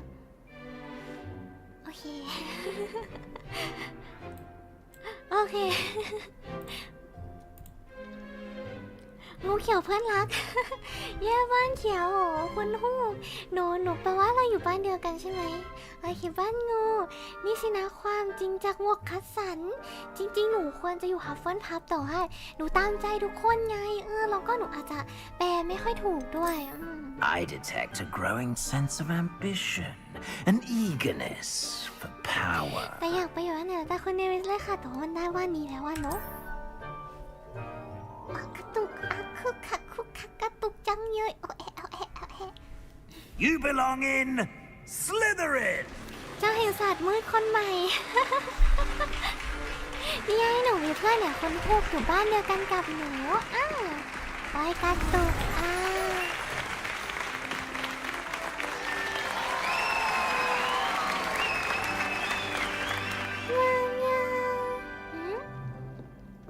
Oh, and one more thing. หมอแล้ว Due หมอ to the แล้วจริงเหรอ unfortunate injury on the pitch in last spring's final, this year's เขา Quidditch ได้บ้าน season นก has แต่ been ว่าคนเขียว cancelled. ยาเป็นคนใฝ่รู้ใฝ่เรียนมีคนมารับช่วงต่อ Enough! เจ้าแห่งศาสตร์ It's มืด not as though I've banned ส flying วัสดีคุณนิโคลัส altogether, นะคะ but ดีนะ don't tempt อุ้ย me. คุณนิโคลัสได้บ้าน You อะไร are here to focus on your academic futures. I'm sure you will have plenty to do before classes begin tomorrow. I said, I'm sure you all have plenty to do before classes begin tomorrow. อ๋อคือเขาไล่เราเหรอเว้ยกระตุก Quite an entrance. It's lovely to meet you. I'm... Professor Weasley, would you be so kind as to show our new student to their common room? Weasley I shall see to it, sir. As I was saying, I'm Professor Weasley นี่ Weasley. ก็ตระกูล Pleased to เก่า meet แก่ you. มาก Nice to meet you as well, Professor. As Deputy Headmistress, it is my distinct honor to show you to your common room. Right this way. ได้ยินชื่อ Weasley แล้วหงุดหงิด โอเควิสลี่ก็วิสลี่ทำไมน้องทำไมผม It's น้อง quite ชอบแบบ uncommon นั้น for a student to begin as a fifth บ้าน year. สีฟ้า It may be a bit of a อ้าว challenge, but มีคน one นิ I'm โคลัส sure ก็เป็น you're คน up ใฝ่ for. รู้ใฝ่เรียนเหรอเนี่ย I can be quite เดี๋ยวลองไป resourceful. ทำแบบทดสอ I บได้ดีกว่า suspected as much. This is the entrance to the Slytherin common room. มีบ้านสิริ In order to enter, one must simply speak the correct password. Aspiration. Very well. Aspiration. ว้าวหนูเห็นฉากเปิดประตูนี้มากี่ครั้งแล้วกันนะ Well done. Now, go on in and get some sleep. You have a big day ahead of you tomorrow. I shall be back in the morning to collect you for your first class. นี่อยากจะได้ Thank เริ่ you, มเรียน Professor คลาส Weasley. แรกกัน You're แล้ว welcome. เนโอ I ดา hope you เช enjoy น your first night at เน Hogwarts. วิริสแน่ๆ Sleep ชื่อ well. กลางทายาทบ้านเขียวแน่ๆไม่อุ้ยบ้านเขียวด้วยอุ้ยคุณเจแปนบ้านเขียว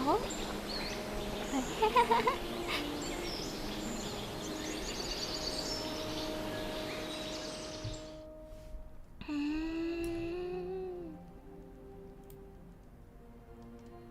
Oh, looks like everyone's gone. Better head to the common แล้ว room. บ้านเฉียวกันเลยทีเดียวว้า นี่ห้องของหนูแล้วรูมเมทของหนูเป็นใครอะภาษางูช่วยเลยว้าครับเขาดื่มน้ำชาได้ไหมเงี้ยว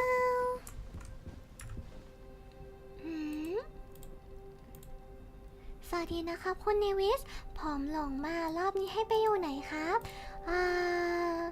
รอบนี้ใกล้เคียงรอบที่แล้วเลยค่ะแต่ว่าอาจจะไกลจากหนูขึ้นนิดนึงใช่ก็อัสคาบันไหมคะ ยากนะ คุณนิโคลัสสนใจบ้านไหนเนี่ยเดี๋ยวคุณนิโคลัสอยู่บ้านนกฟ้าก็ได้เนี่ยเดี๋ยวไปเรียนด้วยกันใช่บ้านสั่งโอ้ยโดนแซวสลานิวเปียดอุ้ยบ้านเฉียวไม่ค่อยจะแซวจริงๆแป๊บนึงเฮ้ยเราสัมผัสได้ถึงพลังงานบางอย่างเราต้องไม่พลาด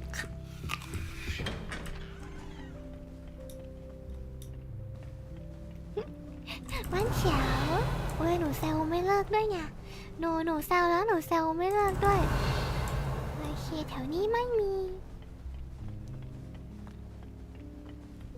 เอาไปเปิดของตัวเองที่เคยทำก็ได้บ้านเฉียวเหมือนกันนี่นะอ้าวบ้านเฉียวเหมือนกันวิน่ากินอ่ะจะหลงในบ้านตัวเองไหมนะไม่หลงเนี่ยตรงนี้ก็เป็นหอพักอีกที่หนึ่งใช่ไหม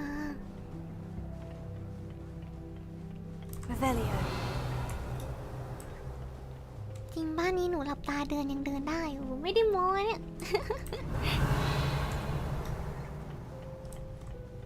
ไม่มีอะไรเลยอ่ะ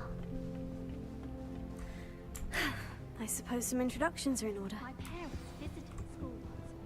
All I can say is thank Merlin must be different to let them apart from home.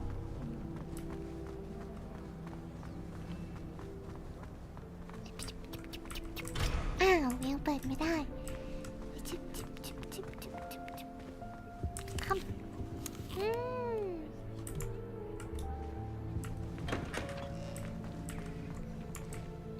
มีของอะไรให้เก็บไหม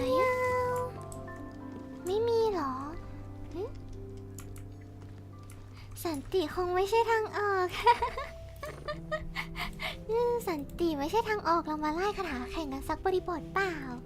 อัสคาบันก็ได้ครับจะได้เจอคุณเนวิสเดี๋ยวนะคะแบบ ก่อนอื่นคือหนูไม่ได้อยู่อัสคาบัน เดี๋ยวเหมือนโดนแช่งให้ไปอยู่อัสคาบันเลย ไม่มีคาถาปลดแล้วขโมยสินะหนูยังไม่มีอ่ะต้องไปทำเควสก่อนแล้วเควสมันยากมากเควสมันยาวแล้วมันไกลมากไอต้าวามาทักทายสวัสดีนะสวัสดีคุณนาวานะคะยินดีต้อนรับนะ Can I help you? มีอะไรให้ช่วยไหม Oh, you're the new 5th year. I'm Sebastian Sallow. Welcome to Slytherin. Thank you. Not everyone has a ministry escort to school. He was a friend of Professor Fig's who merely joined us for the ride. Still, impressive. Dreadful way to go, poor fellow. Glad you and Fig are all right. เรียนที่นักสอบตกเขาลิ้นพัน บ้านเฉียวหมายถึงหนูเหรอไม่ใช่หนูหรอกบ้านเขียงคนดีก็มีรักบ้านเขียง ทั้งเฉียวทั้งเขียง คนที่เดียวหนูจะจำไว้ อยากได้คาถาเสกเงินได้โหช่างเป็นการจากไปที่เลยจริงจะสายผู้น่าสงสารดีใจนะที่เธอกับฟิกไม่เป็นอะไรมันตื่นเต้นเราใจมากไม่มันน่ากลัวมาก Professor Fig and I were lucky to escape with our lives. Indeed. And how did you escape? It's all still a bit of a blur, to be honest. Didn't mean to press. You just get yourself settled. We can talk more later. ทุกวันนี้ทุกคนเรียกนาวาหมดต้องเปลี่ยนชื่อแล้วมั้ง คนนาวาเสกคาถาพิฆาตใส่เพื่อน ไม่บ้านเขียงจะไม่เสกคาถาพิฆาตใส่เพื่อนเราให้พลาดก่อนเธอเดี๋ยวเจอกันอุ้ยบ้านเฉียวจะไม่ทำร้ายกันไม่ใช่เหรอคะ อุ้ย What book were you reading? A spell book I picked up. Has a few interesting things, but not exactly what I was looking for. I'm sure you'll find out soon enough. But not every spell you may need. Are you saying? See, it was good meeting. ป่ะเราไปชื่นกันบ้างดีกว่า I wouldn't do that if I were you.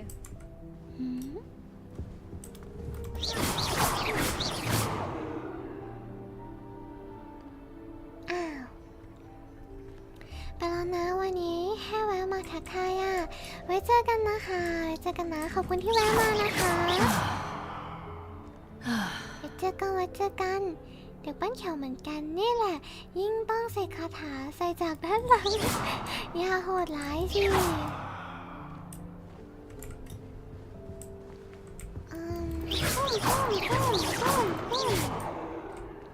โอ้อ๋อนี่มีคุณหนวดเบิกอยู่นี่ว้าแล้วตรงนี้มีคุณหนวดอีกไหมเหมือนจะไม่มีแล้วเจอกัน Ugh, not going to move there, are you? Here, watch this. Don't say I didn't warn you. Checkmate. Told you. Wow. They should have listened to me. Oh, I know who you are. You're the new Slytherin, the one who barged in with Professor Fig last night. Interesting tactic on your first day, taking all the attention away from the first years. I'm Imelda, by the way. Shame I wasn't with you in Fig. I could have lured that dragon away. My skills on a broom are legendary. Perhaps Professor Fig's friend would have survived if we'd had your help. Precisely.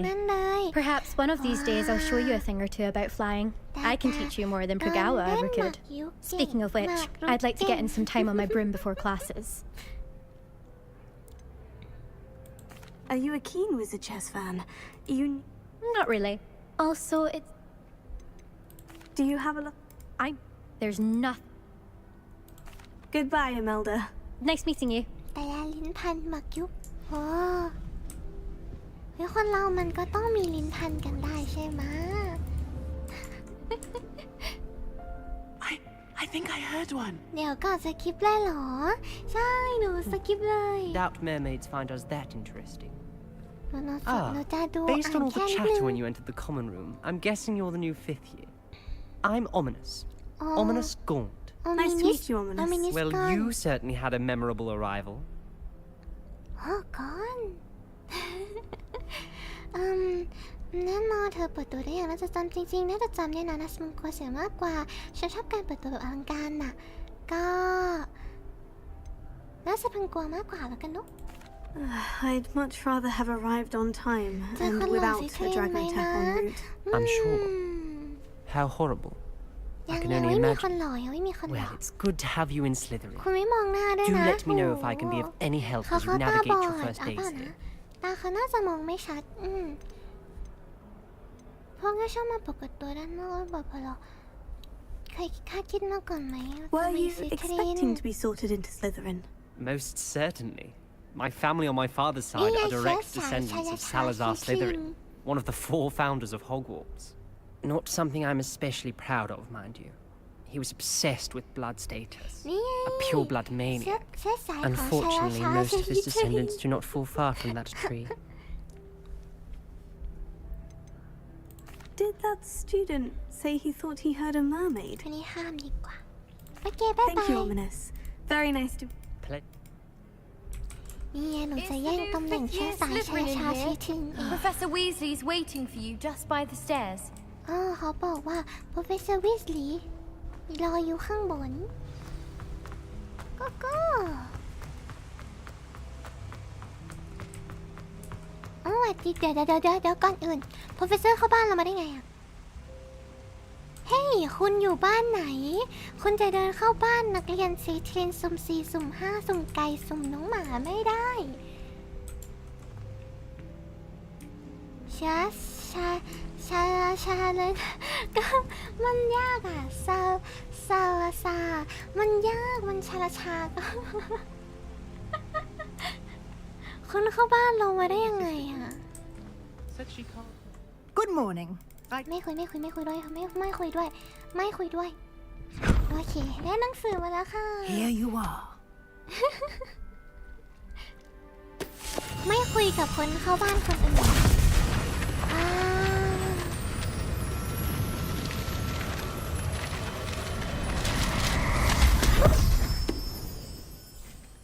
What is it? It is a wizard's field guide. He will help you to keep track of what you are learning so that you master all that's expected of a 5th year. ภาพคมชัดมาก You would be wise to take full advantage of this.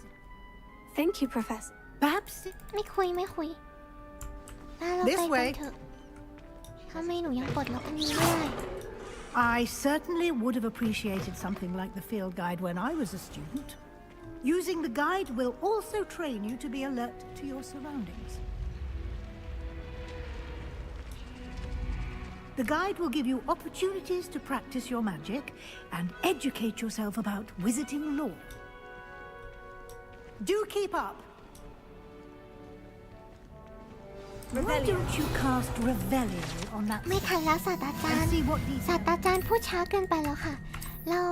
ราเก่งเกินไปแล้วเรารู้ได้หมดเลยว่าเราต้องทำอะไรบ้างใช่เมื่อกี้ก็คือเสกคาถาก่อนจานพูดอีกจริงจานพูดไม่ทันแล้วไปไหนอะจาน Clever, isn't it? Keep your eyes open for more opportunities like that สมกับเป็น inside เชื้อ and สาย outside of ชา the จริงอย่าบูบี้ทำไมเราต้องบูบี้กันด้วยอะคุณเจแปนไม่รักหนูแล้วเหรอทำไมต้องบูบี้กันด้วย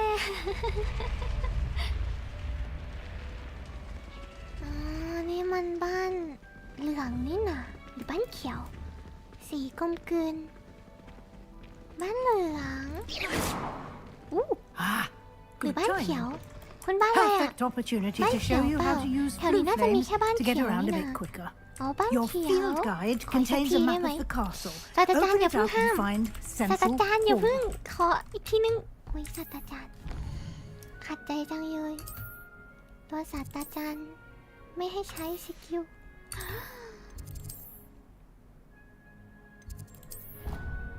นี่ก็เป็นความรักรูปแบบหนึ่งไงครับ ความรักรูปแบบไหนกันนะ And here we are. Quite the time saver. หนูยังไม่ These ได้ตี stairs เพื่อน lead เลย directly อะ to ศาสตราจา Central รย์ Hall. You can get almost anywhere in the castle quickly from Central Hall. Always something happening here. It's the heart of the hive, our King's Cross station, so to speak. That should be all.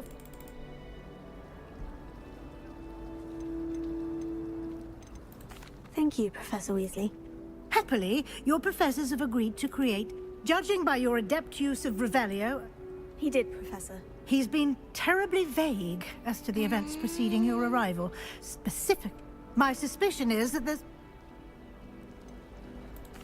I'm sorry, Professor, but I'm afraid that's all there is to it. Almost precisely what Professor Fig said.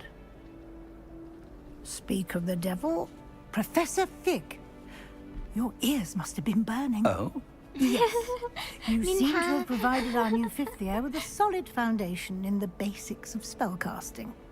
I'm...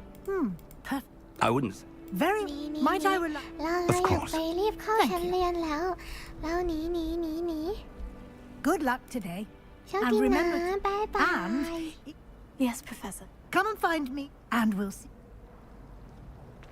โอเคเราคุยกับศาสตรา It's จารย์ good คน to นี้ see ต่อ you, Professor. Did I hear...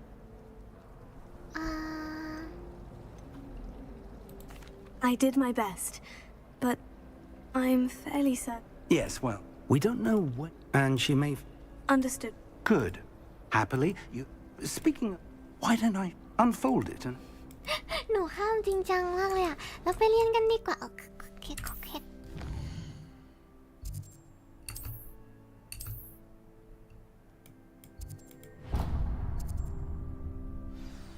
คริปต์หมดเลย The map is enchanted to help you ส find... คริปต์หมดเลย Now, you'll... I should... หมด For เล now. ยไปกัน let's go ผิดทางหรือถูกแล้วรู้สึกเหมือนผิดทางทำไมทางมันเป็นอย่างเงี้ยโอ้ปกติมันไม่ได้เดินตามทางที่พื้นหรอกเหรอเป็นสายเล่นไม่ดูเนื้อเรื่องหรอครับ ไม่ใช่ค่ะแต่ว่าหนูอ่านเนื้อเรื่องไปแล้วหนูอันนี้เล่นรอบที่3แล้วใช่ก่อนหน้านี้หนูเป็นตัวผมเหลืองแล้วก็ตัวผมแดงแล้วก็ตัวผมฟ้าใช่ตัวนี้เป็นตัวผมฟ้า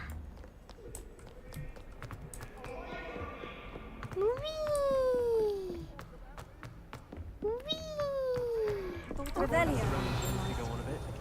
We sometimes have to remind him to finish the lesson.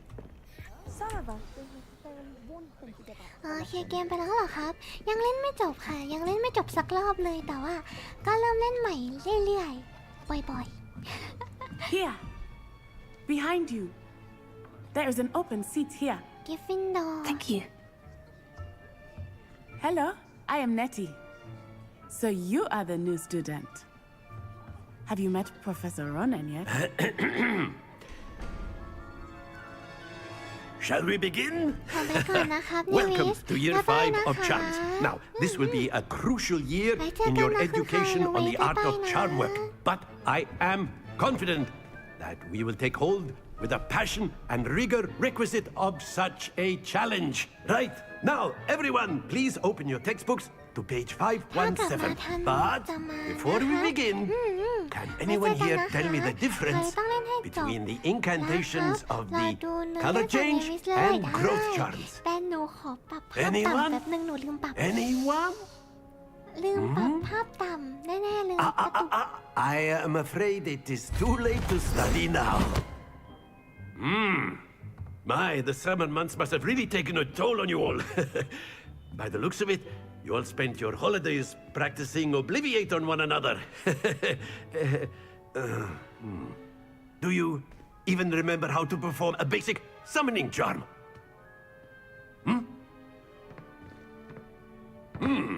Well, it seems that we are in dire need of review. Everyone get into pairs and take positions on opposite sides of the classroom. Now let's put those textbooks to use as the blunt objects you so believe they are, and take turns summoning them out of one another's hands. Only one book will be needed per partnership, Miss Dale. Thank you. Get into place now. สวัสดีนะคะหนูยังไม่ได้ปรับภาพเลยล่ะช่วยด้วย ภาพยังคงกระตุก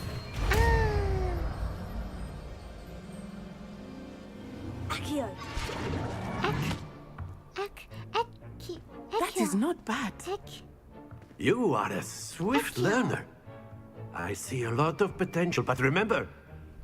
potential is nothing without practice. Keep at it. You might just rival Miss Onai here. ถ้าเกิดแพ้ Very good, everyone. That's enough of that. นี่ Well, as you all seem to have the basics down, and it is an exceptionally lovely day, I was thinking that we might have ourselves a little excursion outside for a spot of fresh air. After me. ข้ามได้ไหมหนูอยากปรับภาพแล้วอะเขาบอกว่าเราจะเป็นคู่ต่อสู้กับมิสอะไรสักอย่างที่เป็นบ้านกริฟฟินดอร์ได้เลยนะเราเป็นนักเล่นใหม่ที่เพิ่งเข้ามาตอนปี5นะ I've always found that fun goes hand in hand with mastery, as I'm sure the Quidditch players amongst us would agree. คนละบ้านแล้วอะถ้าแพ้ให้มันก็จะประหลัก What ใช่ไหม better than a bit of sport to put our prowess with the summoning charm to the test, right?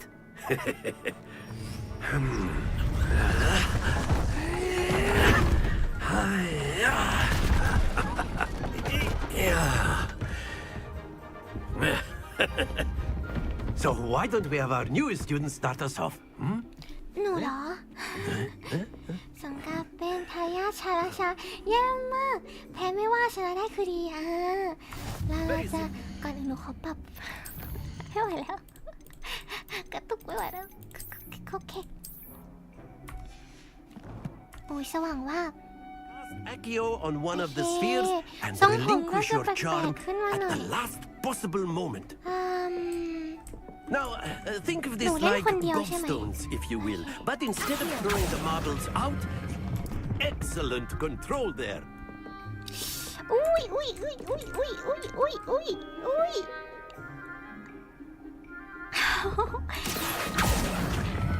งั้นหยุดที่ตรงนี้ Very good. โอเคแล้วก็ตรงนี้เสียงนิดหน่อยงั้นประมาณนี้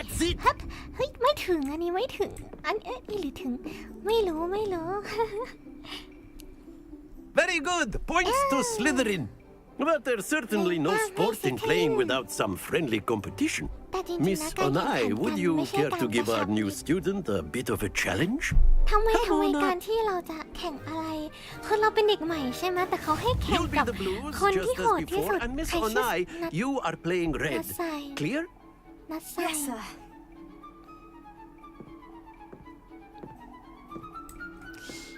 วิชา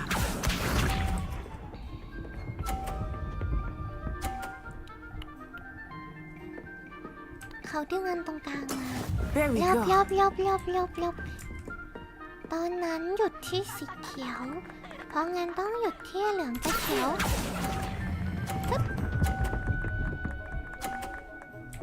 อันน่ะ Excellent control there. Here we go. เอาล่ะเฮ้ยอย่าดันอย่ามาชนแล้วนะจะสักทีปะล่ะจะ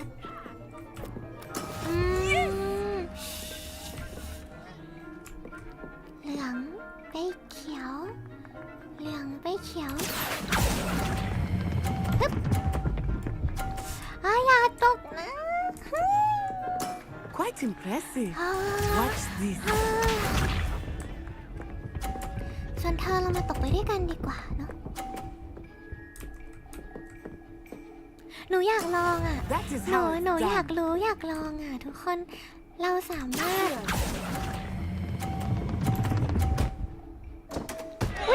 ตายแล้วหมาไม่ได้ตั้งใจนะเธอมันแบบลูกบอลเรามันแรงเกินไปอ่ะอุ๊ยได้ไหมLet us make this a bit more interesting, shall we?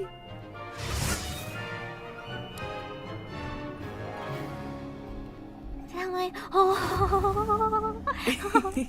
I think we are well past interesting at this point. นะแต่อันเนี้ยหนูแพ้ก็ได้ Enough ค่ะ chatter. Focus now. You จริง will ด้วย need it. This round แต่อัน settles นี้หนู it แพ้ all. ก็ได้อะหนูเดินลงเวทีดีกว่าไม่อยู่แล้วอะทำไมต้องอยู่ตรงนี้ด้วยอะท้อแท้หัวใจไม่ไหว There we go. อยากอยู่เราดี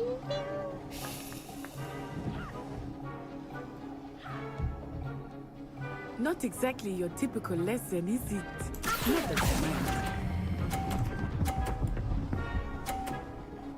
โอเค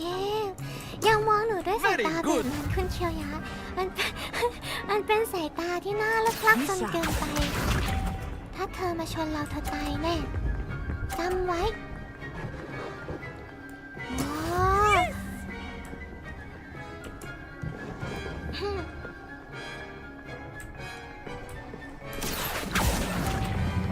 เฮ้ยอย่านะเหมือนจะล่วงเหมือนล่วงแน่หนูว่าล่วงหนูว่าไม่ค่ะ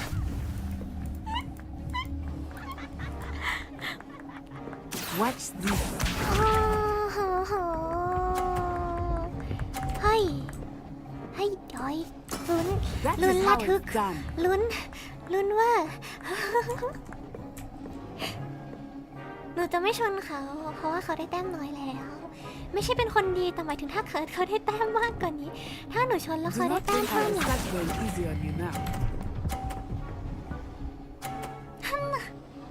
ชิวาครับจริง Perfect rounds. You're unnatural. ขอบคุณค่ะ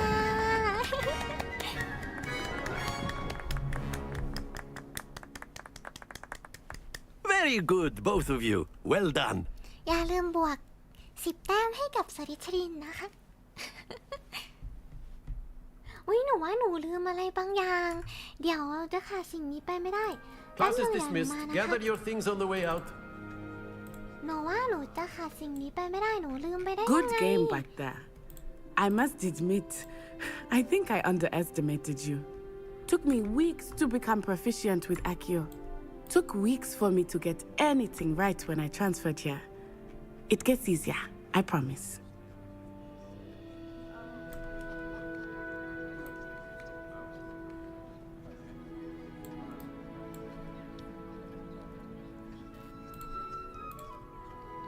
โอเคหนูกลับมาละอาจารย์หนูไปเอาเรื่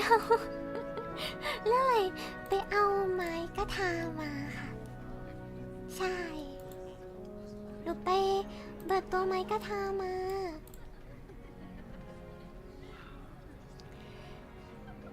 ไม่แกล้งชนอีกคนโชคดีเนี่ยหนูชนะแล้วถึงหนูไม่ทำเรื่องไม่ดีหนูก็ชนะ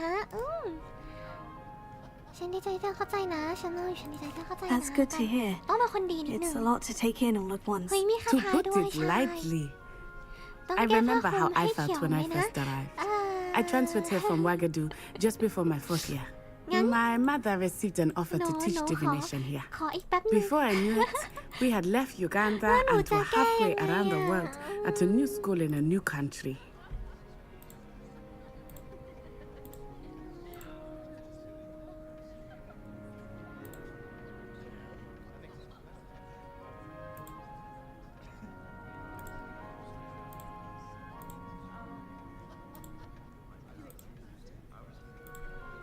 ขอเวลาแป๊บนึงเมียวเมียวสวัสดีนะคะไม่ใช่สวัสดีสิตายแล้วไม่อยู่หน้าจอหนูไม่เห็นหนูพูดอะไรออกไปเมากาวครับเด็กเมากาวนะคะอย่าให้ความสนใจกับเด็กเมากาวเลยนะคะมันหนูไว้แป๊บนึงหนูไม่อยู่หน้าจอแป๊บนึงนะคะ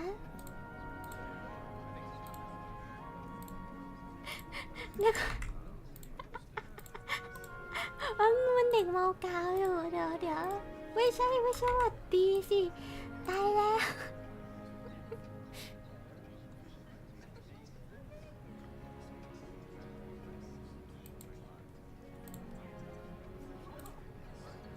โอเคทาดากลับมาแล้วค่ะกลับมาแล้วก็ขอบคุณคุณนิโคลัสนะคะไว้คาถาโชว์หน่อยครับได้เลยแป๊บนึงหนูขอเคลียร์จากตรงนี้ก่อน Well, it's been... นี่ Of course, you can use Accio on humans if you're so inclined. Well, Accio! using it on clothing to be precise, Beth. Accio! Going to work on humans. Accio. Professor. A word, if you would. After my brother learned the summoning charm, it was constant Accio this, Accio that. Flying everywhere. ใช่แน่ผู้เสพความตายสีเขียวหนูต้องปรับให้สว่างขึ้นด้วยใช่ไหมหนูปรับให้สว่างด้วยใช่ไหม มันเขียวอาจจะเขียวไม่พอหนูแก้แป๊บคิดกันนั้นเขียวได้มากกว่านี้ไหมแป๊บหนึ่งแก้ยาวไป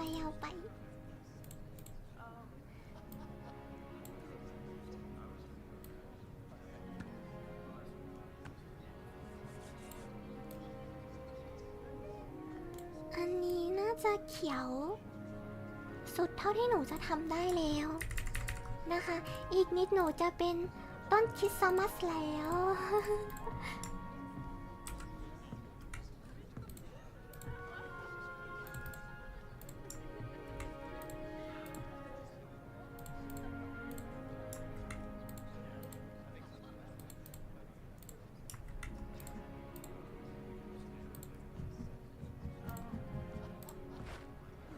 อ้าวเขียวโอเคนะ เขียวแล้วนะ You wanted to speak with me, Professor? I did. I trust your first charms lesson lived up to expectation.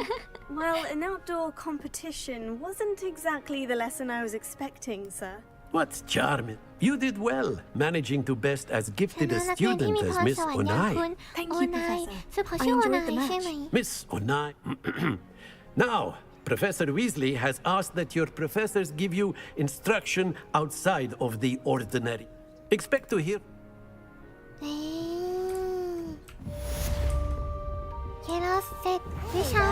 You're the new student, aren't you? Hello. You wanted to speak to me. Samantha Dale. I've been eager to meet you. You're the student everyone's been whispering about. Hope your first day's going well. You certainly seem to hold your own in charms. ต้องถ่อมตัวนิดนึงใช่ไหมขอบคุณที่ชมนะบทเรียนนี้ก็ไม่ได้มีอะไรก็ไม่ได้ท้าทายอะไรนะเราจะแบบต้องยังไงอะขอบคุณที่ชมนะหรือว่าจะแบบบทเรียนเนี้ยก็ไม่ได้มีอะไรท้าทายนะ เอาเป็นขอบคุณแล้วกัน I've been fortunate. Beginner's luck. My brother William would tell you not to be so humble and to trust your abilities. Then again, he tends to be Well, better see to my charms homework. I'm afraid I can't count on beginner's luck to impress Professor Ronan. เด็กชาต้องตึงๆหน่อยไหมคะไม่หนูเป็นเด็กดีเสียงมาจากกริ๊งทำอะไรกันเธอนอนบนนี้เลยเหรอท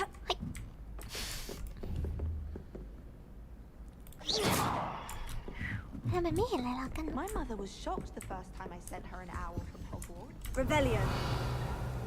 ไม่มีเสียงนี่ทุกคนดูนี่เมียวน่ารักโอ๊ยเก้าอี้บังน้องน่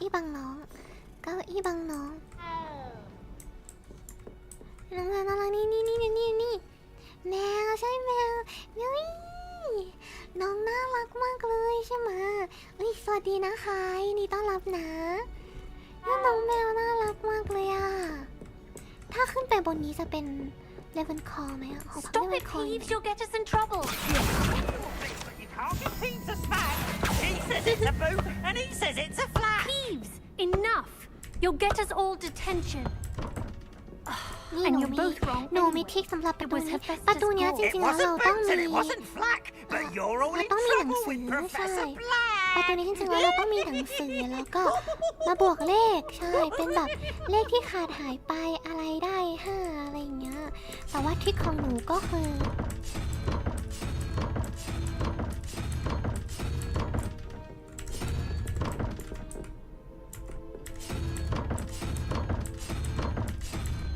นี่ตาดาชอบแมวจนเป็นอนิเมตัสแมวเฮ้ย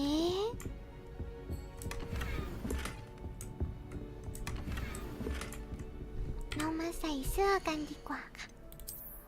หนูมีถุงมือเราใส่ถุงมือด้วยแล้วก็แต่เราจะไม่ใส่แว่นตานะแล้วก็หมวกโอ้ยไม่ใส่ความรู้นั่นจริงๆสมแล้วที่เป็นทายาทชรายังไม่หยุดอีก เฮ้ย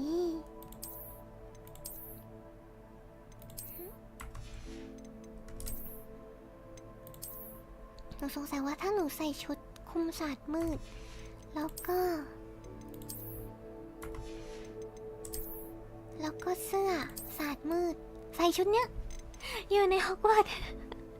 ใส่ชุดของศาสตร์มืดทุกอย่างเดินอยู่ในฮอกวอตส์ทุกคนอะไรนะหนูปุ๊บอาจารย์คะ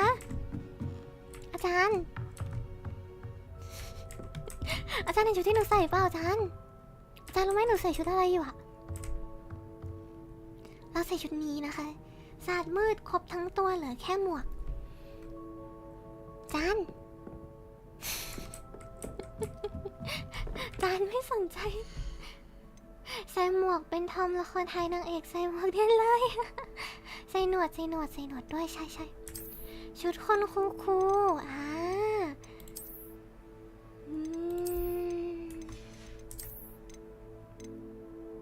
นคูใส่ชุดนี้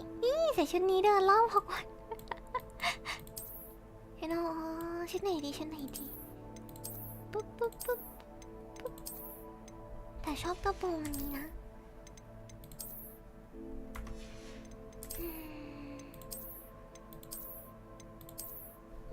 นี่ก็ได้สุดท้ายก็เหมือนเดิมใส่หนวดแล้วสวัสดีฮะสวัสดีฮะเนียนเลยแบบสวัสดีฮะผมเด็กชายเนียวด้าต้องไหนผมนายเนียวด้าเนวริสครับฮะผมนายเนียวด้าเนวริสฮะอาจารย์ไม่สนใจเด็กเบี้ยวหรอ ไม่ใช่อันนี้น่าจะชุดที่ใกล้ความจริงที่สุดแล้ว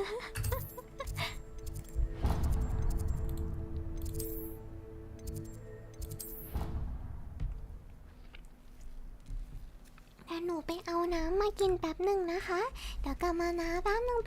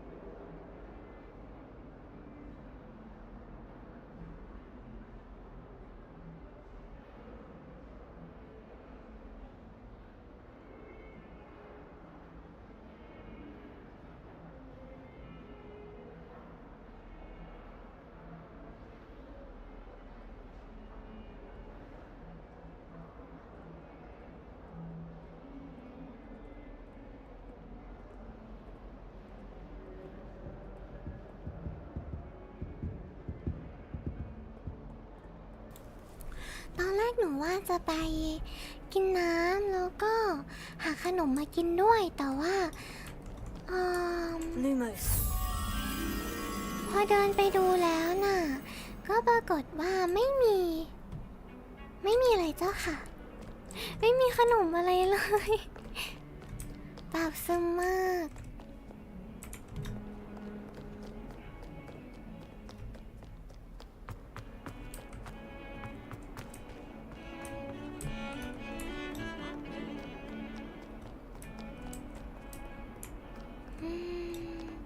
Isn't Sebastian Sallow's family from Fellscroft? I would have expected him to be How nice to see you, my young friend. โอเคหนูเปิดมาแล้วเราเข้าไปเรียนกันดีกว่าเซบาสเตียนอยู่ห้องเรียนนี้ด้วยล่ะแล้วก็มีกิฟฟินดอร์อีกคนหนึ่ง Is that all you've got? Levioso! Professor Hecat! Perhaps you'd be good enough to blast each other to pieces on your own time. I get new students every year, but I only have one Hebridean black skull. Meow, meow. It was a token from the great poacher raid of 1878. No doubt you've heard of it. ใช่หนูอดกินขนมเลยค่ะแต่ว่า You may be asking ไม่มีขน yourself ม how ให้ an หนู old แล้ว woman อะ like me single-handedly took out the largest poacher ring in eastern Wales and ตอน lived แร to กหนู boast คิดว่า about ใน it. ตู้เย็นน่าจะมีเปิดปุ๊บไม่มีอะไรเลยแม้แต่ช็อกโกแลตก็ไม่มีก็ปิดตู้เย็นไอ้ทีนี้หนูก็เลยไปหาข To น the มบน wise, ชั้นขน age ม matters มันก็ไม่ very มีเลย little. เหมือนกันแล้วหนูก็ Today เลย we จะ will ไปหา review a มาม่า spell กิ that น has saved ปราก me ฏว่า from death มา at ม่า the ก็ hands ไม่ of มี dark สักซอง wizards เลย more เหมือนกัน times than I care to ปรากฏ remember. ว่าไม่มีอะไรเลยค่ะ Levioso. กินหมดแล้วเลยไม่มีสิ A นะ levitation ก็ใช่ Levioso. ว้าว A surprised opponent is a weak opponent. Care to defend yourself, Master Pruitt? No? One thing I've learned as an unspeakable is the value of simplicity, especially in the heat of battle. Now, let's practice what we've just learned, starting with something small. เขาให้เราฝึกเลวิโอโซเลวิโอโซเลวิโอโซ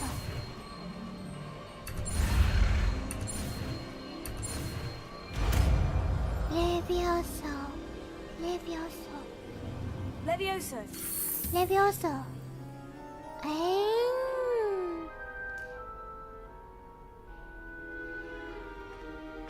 Now, let's try something a little larger. อะกับคุณหุ่นเฮ้ยหนูเริ่มอยากมีคาถาเวทมนต์บ้างแล้วอะ อยากมีคาถาเวทมนต์บ้างแล้วอะ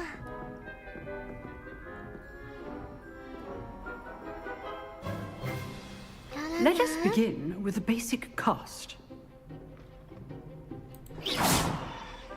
See how the dummy deflected your cast?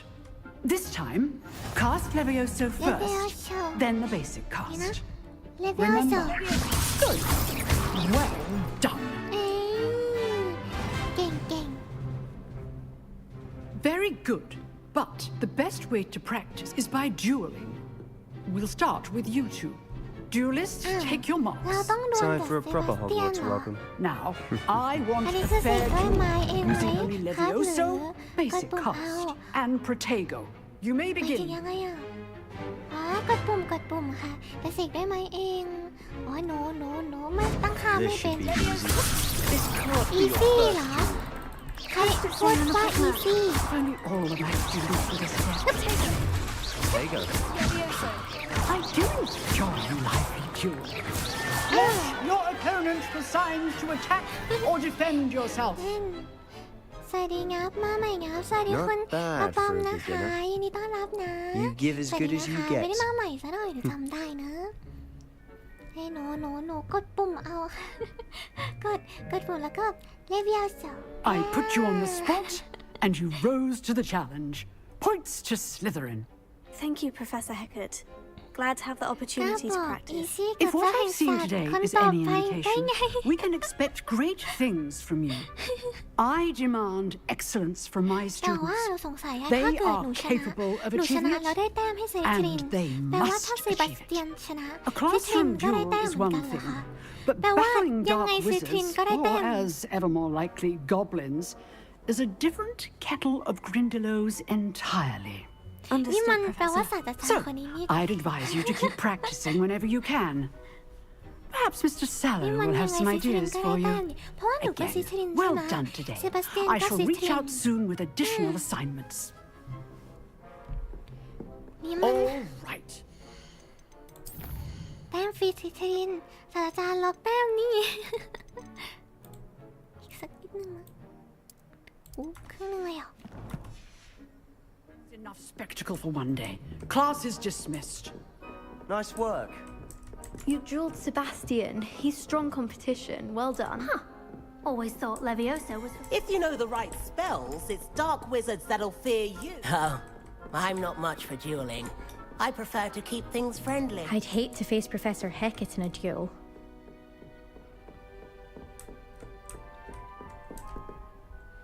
I enjoyed that. Well, that duel was quite something. Everyone will be talking about it. It was certainly good practice. Practice? Felt more like I was dueling an expert. Didn't Robin expect a Wisherman. new student to be so deft with a wand. Then again, Perhaps this มัน wasn't อา your จไม่ใช่ first การประลอง duel. ครั้งแรกของเธอหรือเปล่าโอ้ครั้งแรกเลยฉันไม่เคยสู้ด้วยไม้กายสิทธิ์มาก่อนเลยอะ In เธอ fact, it was. Perhaps I have a knack for it. Be quiet if you like, but I know better. Magic requires intention and talent. You know, you might be a perfect fit อง for a ค์กรประลอง certain ลับ exclusive, เฉพาะที่ไม่รับอนุญา unsanctioned ต dueling organization. มันฟังดูน่าสงสัย Unsanctioned? I don't know. School rules are in place for a reason. Yes, to keep students in the dark. So many things we're deemed unprepared to know. If you want to get the most out of your time at Hogwarts, you're going to need to break the rules now and then. Whether it's joining a secret dueling club or sneaking into the restrict... You just... Thank you, Sebastian. Good. Perhaps somewhere คุณ unsanctioned. เรามีคำถาม We'll see if your เราส่งผม performance ที่ today มาจาก was ไหน sheer นะคะ luck เราไม่เค or ยเห็นเลย actual เราเข้าไปดู skill. ในเกม Look for เมื่อ Luke กี้ and ก็มา Brattleby มี near the clock tower entrance. เราเข้าไปดูในเกม If เหรอ you're มัน interested. เป็นมอดเหมือนกันค่ะเหมือนภาษาไทยเลย Till หนู next โหลด time. มอดเยอะเลยนะหนูโหลดมอดหน้าตามอดสีแบบมอดแต่งหน้าอะไรอย่างนี้มอดทรงผมหนูลง3-4มอดเลยมั้งแล้วก็มีมอดอะไรอีกหนูมีมอดไอ้นะคมชัดด้วยนะเขาเรียกอะไรอ่ะไม่ใช่เขาเรียกอะไรนะใช่เป็นมอด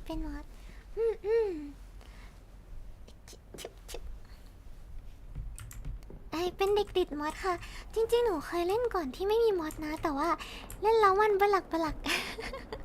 รู้สึกว่าหน้าตาตัวละครยังแบบไม่ได้ว้าวขนาดนั้นรู้สึกว่าว้าวได้มากกว่านี้ก็เลยไปดำน้ำเอามอดมาใช่เราลงไปประมาณ3มอดเหมือนกันค่ะแต่ไม่มีทรงผมลองโหลดดูทรงผมแบบแต่ละอันน่ารักมากแต่รู้สึกว่าคนที่ทำทรงผมเกมเนี้ยเขายังทำได้ไม่เยอะเท่าไหร่หนูเห็นมอดทรงผมนิดเดียวเองค่ะ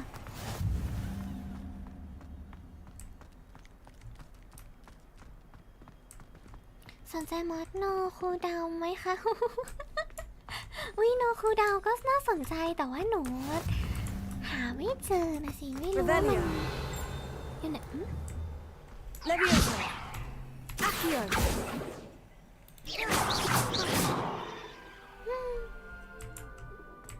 เกมนี้ออนไลน์ได้ไหมคะแบบสู้กันเองเกมนี้ออนไลน์ไม่ได้ค่ะแต่ว่าถ้าลงมอดก็จะสามารถออนไลน์ได้นะ What about the room, Professor? I was thinking the same thing, Deke. Perhaps you could help. ถ้าลงมอดเหมือนจะเล่นด้วยกันได้ค่ะแต่ว่าสู้กันหนูไม่แน่ใจว่าสู้กันได้ไหม Excuse, Deke. แต่ว่าถ้าเป็นเกมแบบดั้งเดิมเลยออนไลน์ไม่ได้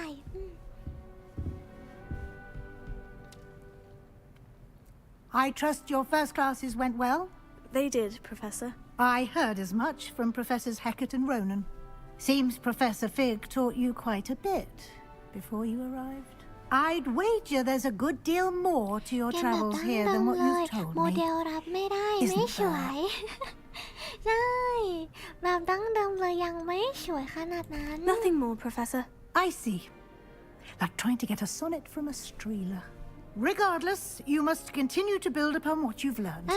In that regard, I've asked your professors to help hasten your progress with some extra assignments. ดูเลียวมากแต่ว่าอันนี้มันจะน่ารักกว่า อีกสักพักต้องไปได้แล้วนะเนวิสเดี๋ยวอีกสักครึ่งชั่วโมงก็ได้ค่ะสักแบบ4 ทุ่ม5 ทุ่ม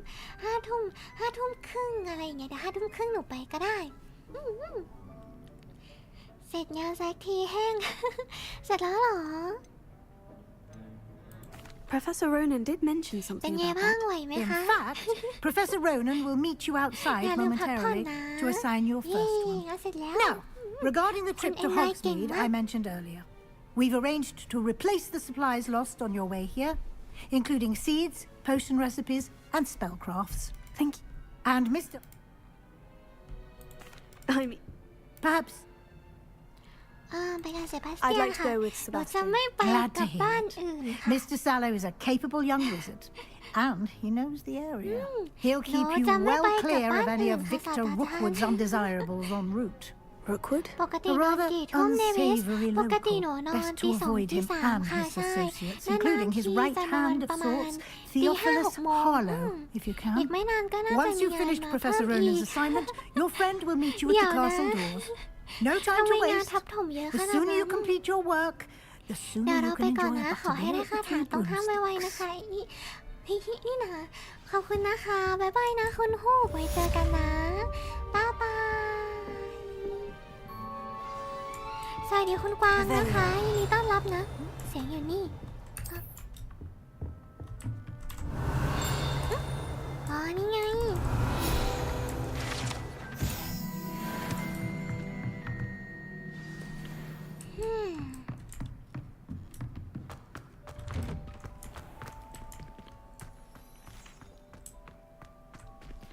นอนเร็วมั้งนะเนวิช่วยเป็นห่วงนะไว้หนูจะนอนเร็วขึ้นนะคะ แต่ว่าเป็นเด็กติดเล่นเกมนะสิบ๊ายบายจ้าคิสตันนะบ๊ายบายนะอยู่ทำอะไรดึกๆนะส่วนใหญ่หลังจากไลฟ์ไปแล้วหนูจะหนูไม่ค่อยไปเล่นเกมต่อนะส่วนใหญ่หลังไลฟ์แล้วหนูจะไป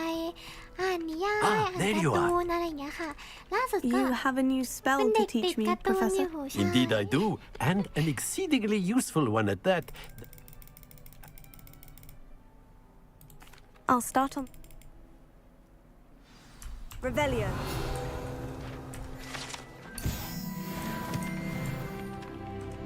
ดูอะไรหรอครับช่วงนี้หนูอ่านพวกหนูไม่ค่อยดูอนิเมะเท่าไหร่ใช่เพราะว่าอนิเมะช่วงนี้ไม่ค่อยถูกใจหนูเท่าไหร่หนูอ่านอะไรอ่ะMy Class S ชื่ออะไรนะมีแต่ชื่ออังกฤษทั้งนั้นเลยแล้วก็มี Debut All Die มีเยอะจังเลยแต่ว่าถ้าเป็นนิยายใช่ไหมส่วนใหญ่การ์ตูนมันเป็นมังงะไม่ก็มังฮวาใช่ส่วนใหญ่ชื่อมันเป็นภาษาอังกฤษแล้วมันอ่านไม่ออก แต่ว่าถ้าที่หนูอ่านเป็นนิยายก็อ่านพวกคุณพระเอกโปรดเมตตาหรือว่าปุ๊บชื่อนะเอาชนะผู้หวนคืนด้วยการเป็นภรรยาหรือว่ามีอะไรอีกวิธีเลี้ยงดูสัตว์ร้ายตอนสุดท้ายMy Class S Hunter เหรอครับใช่อันนั้นแหละ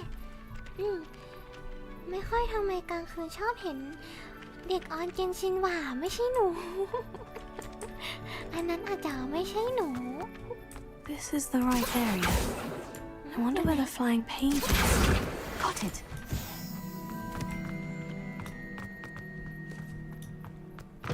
A flying page must be around here somewhere.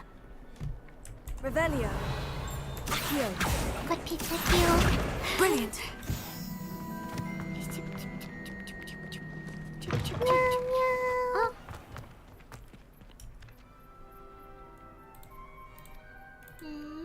ผมไม่ค่อยชอบอ่านเลยครับแม่ตาชอบดู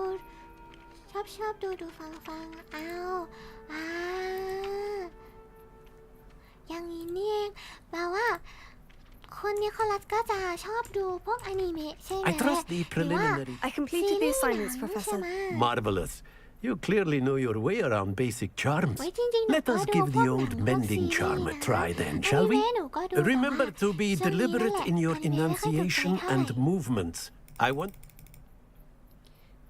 Remember, your wand is a conduit of your magic.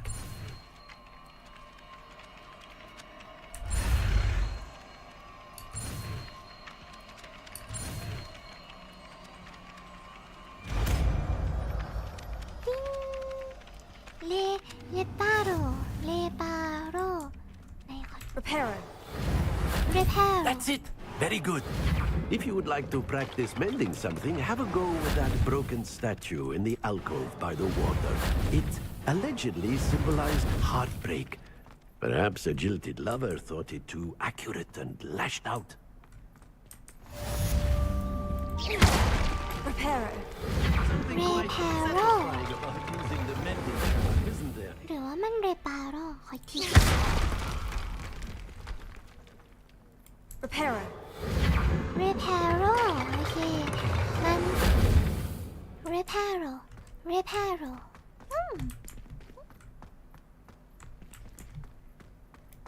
Leviosa.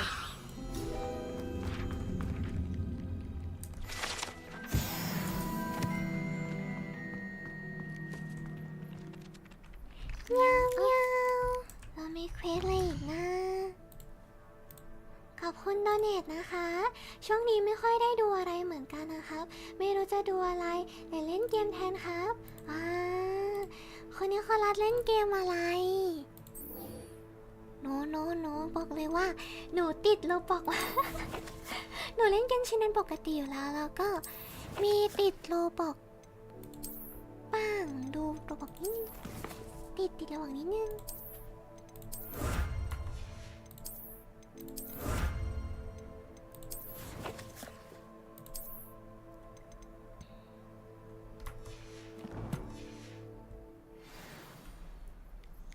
โอเคได้เวลา go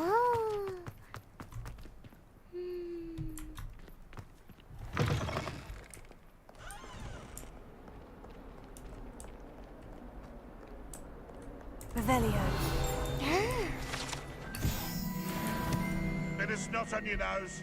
Thought you'd want to know.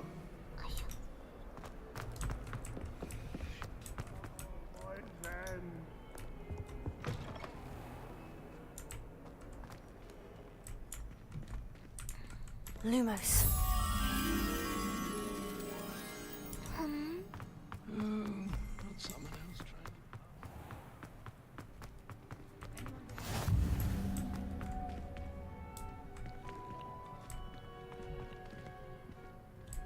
I always feel quite safe in Oxford. That's what I meant. นี่ไงเมียวเมียวเล่นสตาร์เรียวครับแต่เราก็ไม่ทันเชฟเราบอกไม่ได้เล่นเล่นสตาร์เรียวหนูก็เล่นแต่ว่าไม่โหด จริงๆสตาร์เรียวหนูไม่ได้เล่นนานแล้วเข้าไปแบบเป็นพักๆบ้างเข้าบ้างไม่เข้าบ้าง If only a new student were to help me with my sad predicament. เพราะว่าหนูแบบ You can't imagine how inconvenient. เดินมั่วไปมั่วมาถึงตรงนี้ได้ไงหนูไม่ค่อยได้เล่นเพราะว่าหนูไม่ถนัดเทิร์นเบสเท่าไหร่อ่ะมันเป็นเกมใช้สมองแล้วหนูไม่ค่อยมีจามองเท่าไหร่ แต่ว่าเกมชินหนูเล่นได้เพราะแบบมันใช้สกิลแล้วก็หลบมันเป็นแบบเขาเรียกนะใช้ความจำในการหลบมากกว่าหรอไม่แน่ใจแค่ปริศนารวดเร็วมาก เพราะว่าเขาบอกว่ามันเป็นครึ่งคนครึ่งม้าใช่ไหมแล้วครึ่งคนครึ่งม้ามันหาง่ายใช่เลยต้องกดเข้าไปหนูไม่มีคาถาเลยกดเข้าไปยังไปไม่ได้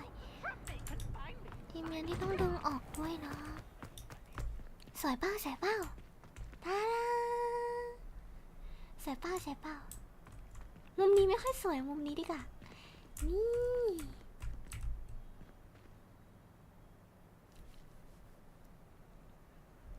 สวย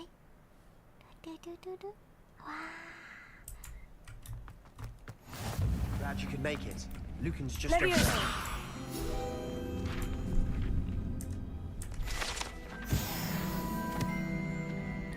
จะเล่นคริสติกโชว์ไหมนะแต่ว่าเหมือนเกมนี้จะไม่มีคริสติกไหมนะ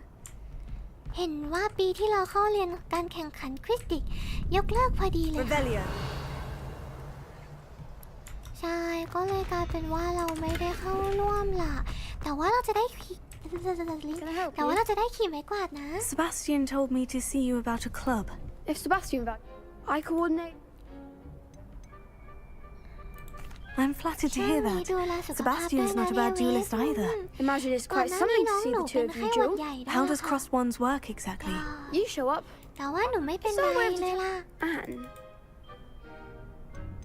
Of course. Get me in the ring. แข่งแล้ว เดี๋ยวมีชื่อเราในชั้นเดี๋ยวทำไลฟ์เปลี่ยน We'll make you regret signing up. ใช่เดี๋ยวทำไลฟ์เปลี่ยนไม่ได้ถึงไปอาบน้ำทำอะไรก่อนเดี๋ยวมาดูนะไว้เจอกันนะคะ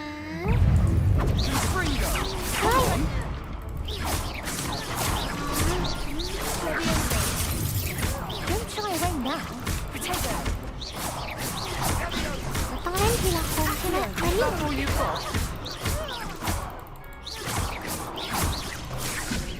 ็นไงบ้าง Find the one. Accio.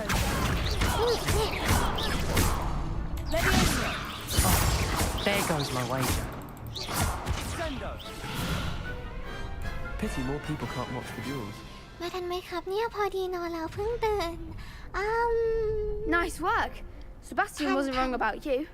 There's strong competition ahead, but keep this up and you could be the next school champion. Brilliant. Count me in. I shall. Now, it takes time to organise these duels. Again. Hope to see you back here again. I feel sorry for your next opponent. ตรงนี้ล็อกหมดเลยเหรอล็อกหมดเลยจริงด้วยโอเค Next time you need a partner for Cross Swans, don't hesitate to call on me. Just wait till I've grown a bit, then. โอเคครับทันไม่ต้องเป็นกังวลเพราะว่าหนูเป็นเด็กไร้ยาแล้วเกมนี้หนูชอบก็เลยไลฟ์นานเป็นพิเศษเลยแต่ว่าอาจจะไม่ได้นานขนาดนั้นเพราะว่ามีคนให้นอนแล้วได้เดี๋ยวหนูต้องเป็นเด็กดีรีบนอน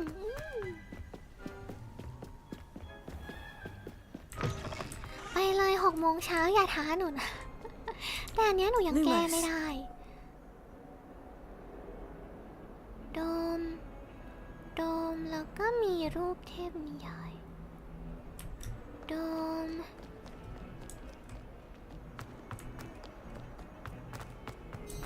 Don't get too cocky simply because you had one victory over Sallow. นี่เปล่าโดมแล้วก็มีรูปเทพแต่โดมมันสุดนะมันเป็นโดมแบบโดมสุดอะนี่ด้านล่างแล้วไม่น่าใช่มันต้องอยู่แถวข้างบนสิ Might some kind soul help me? โดมแล้วก็เป็นรูปเทพนิยายเอาหายไปไหนแล้วข้างบนอีก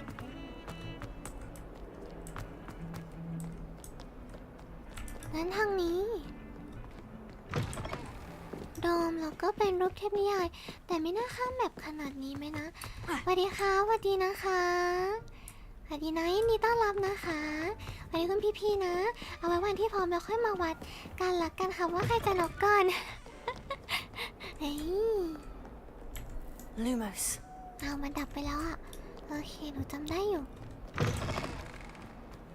นี่หรือเปล่าโดมแล้วก็มีรูปเทพนิยาย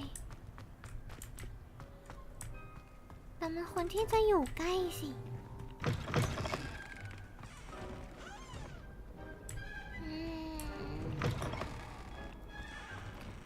เนี่ยโดมแต่ว่าไม่มีเทพนิยาย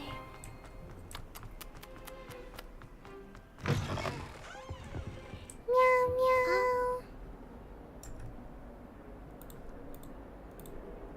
จริงๆแล้วเด็กดีน่ะเขาไปค่อยนอนกันหรอก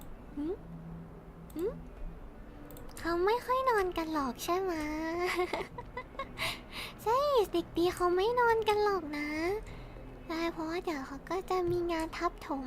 แล้วก็ทำงานทำอีกทำแล้วทำอีกทำอยู่ทำต่อ Don't get too cocky. Revelio. I need to get some dragonhide glasses. นี่เปล่าโดมเท่นใหญ่ What are you up to now? นี่ไง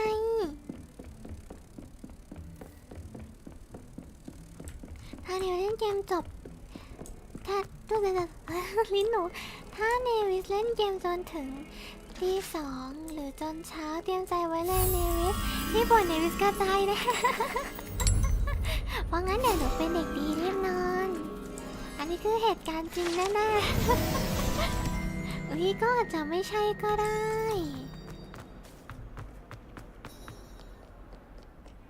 Revelio คือหนูว่ากดนำทางนะแต่หนูไม่ไปตามทางที่มันนำโอเคทางนี้ก็เดี๋ยวรับเควสก่อนก็ได้ student were to help me with. Are you all right? Don't you know?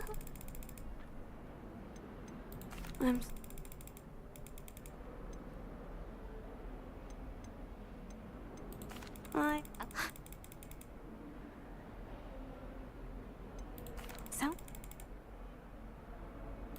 I'll see. งานทั้งหมดจนไม่ได้พักนี่ไม่ใช่เฟกนิว งานทับอกเอกนี่หนูไปเก็บเควสลองก่อนดีไหมนะเพราะถ้าหนูเก็บเควสลองใช่ไหมหนูก็จะเวลอัพแล้วหนูก็จะอาจจะได้ของมากขึ้นนะหนูเก็บเควสลองก่อนดีกว่า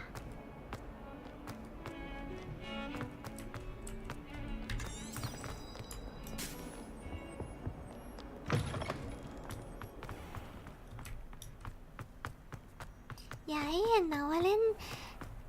เกมจนดึกไม่ดึกใช่เชื่อหนูสิไม่ดึกหรอกอาจจะเช้าอาจจะสักตี 5 6 โมงอะไรเงี้ย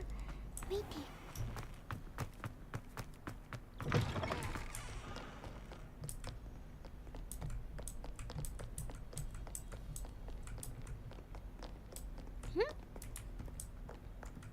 เปิดตรงนี้แล้วก็ตรงนี้ข้อ1อยู่ไกลไปเพราะงั้นต้องปรับ1ก่อนปรับ1ปรับ2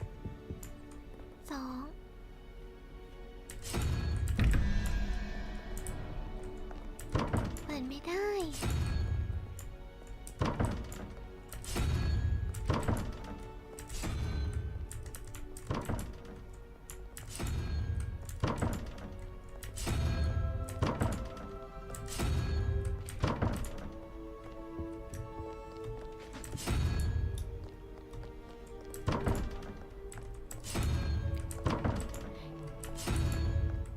ไม่ดึกเช้าทุกวัน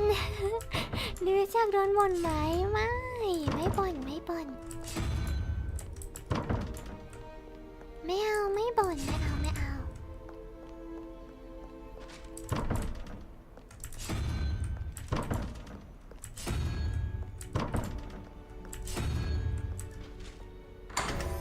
Revelio.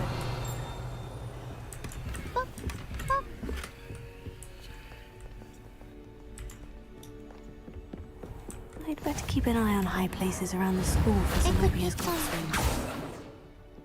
Leviosa! Accio! Well, that's one of Zenobia's gobstones. I hardly see what all the fuss is about. Leviosa! Ow.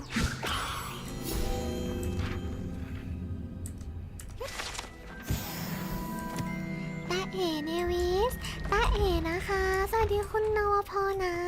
ยินดีต้อนรับนะคะดีนะเป็นปกติเนวิสนอนดึกไหมขอความจริง หนูนอนไม่ดึกยินดีต้อนรับนะคะสวัสดีนะหนูบอกว่าหนูปรับเล่นเพลินมาไกเวอร์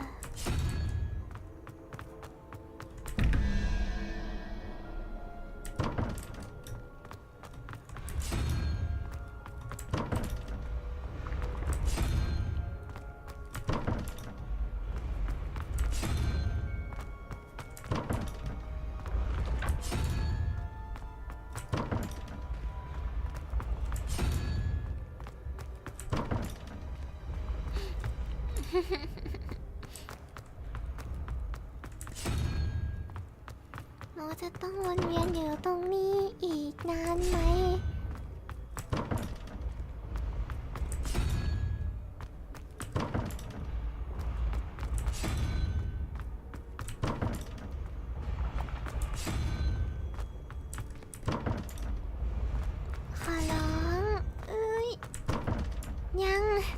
ยังไม่ได้อีก question mark แล้วนะลองดูทีไม่ได้ว้าจริงๆเราอาจจะต้องลองบวกเลขดีๆแต่หนูไม่มีที่ให้บวกเลขอ่ะไม่มีแผ่นนั้นน่ะยังบวกเลขไม่ได้อ่ะเช็ด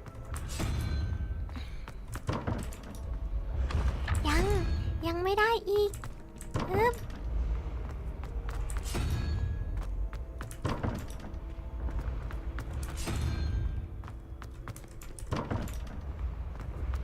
จน question mark กลับมาอีกรอบ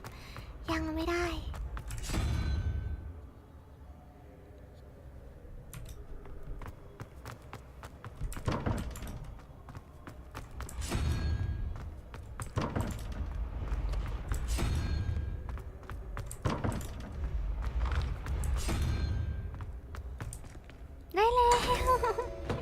ในที่สุด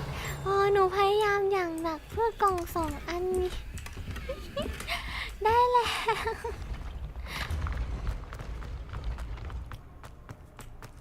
เอ้ย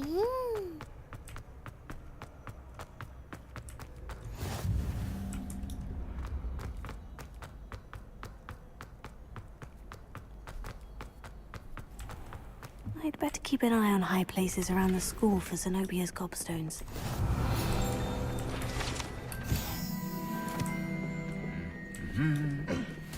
Revelio.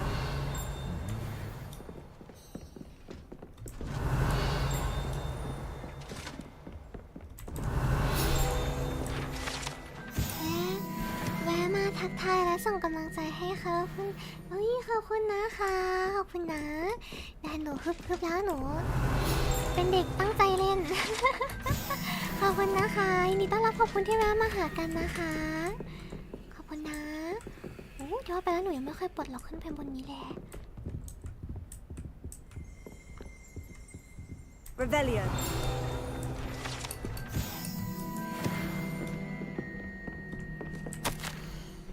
แบบเล่นเพลินมาก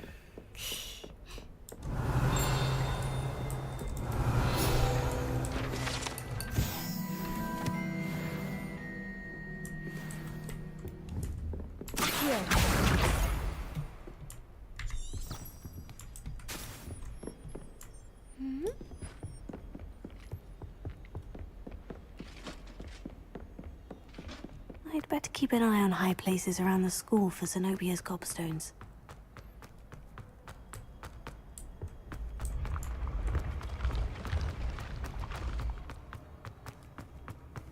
อยากขี่ไม้กวาดได้แล้วอ่ะคิดถึงไม้กวาดจังเลยสมมติถ้าเกิดเราวิ่งเร็วแล้วบันไดมันต่อทางให้เราไม่ทันเนี่ยเรามีโอกาสที่จะขิดเลยไหมคะ เมื่อกี้หนูวิ่งเร็วอยู่นะแล้วบันไดเกือบไม่ทันก็คือเลิกลัก I'd better keep an eye on high places around the school for Zenobia's gobstones.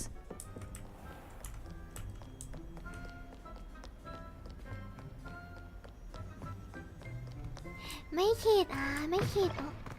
Lumos. ห้องอันนี้มันห้องข้างบนเลยนี่ขึ้นอีกครั้งก็ได้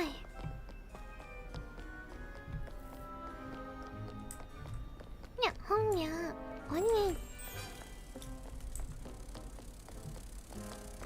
ไม่คิดแต่อาจจะไม่น่ารอดแล้วใช่ไหม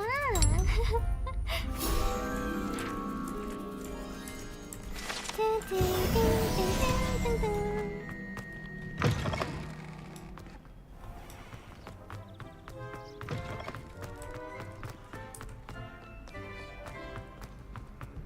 ้ยหนูคอมแรงแล้วแปลว่าอย่างนี้หนูก็เล่นเอเปกได้แล้วอะที่ว้า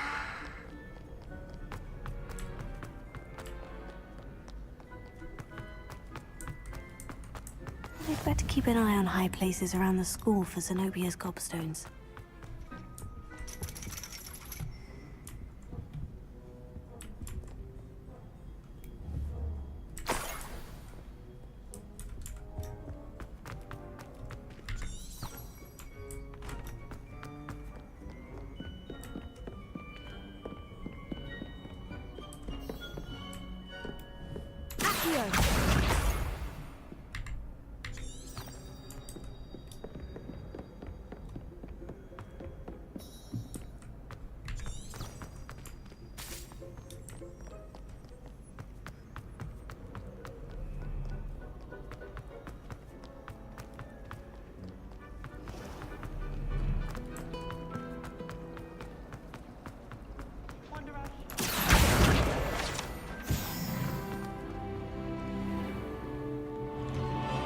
I'd better keep an eye on high places around the school for Zenobia's gobstones. Accio!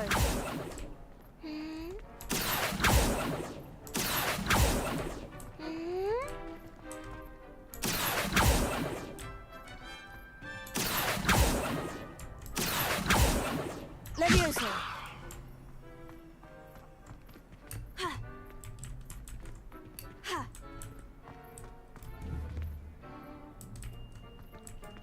Accio! ยาวนานจังเลยนะปกติเล่นคอมกี่ชั่วโมงถามหน่อยนะขอคำจริงนะปกติเหรอคะก็แค่ตอนเล่นเกมนะประมาณแต่ก็นานอยู่สัก5 ชั่วโมงได้มั้ง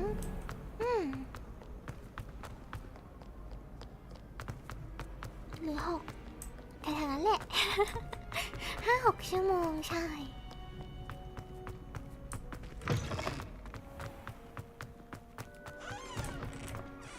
เมียวเมียวขอบคุณสำหรับการโดเนทนะคะแป๊บนึงนะ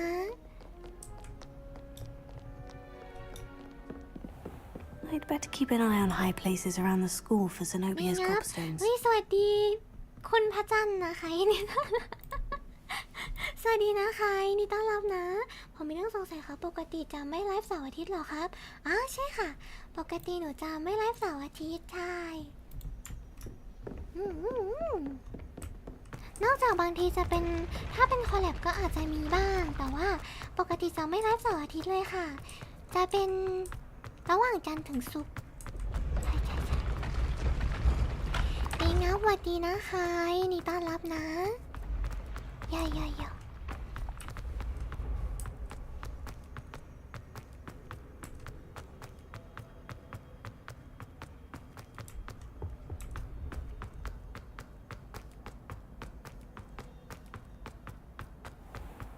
I'd better keep an eye on high places around the school for Zenobia's gobstones.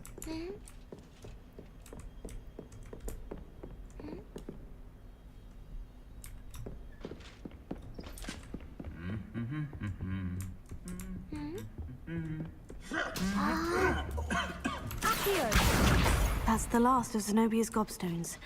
I should go and see her.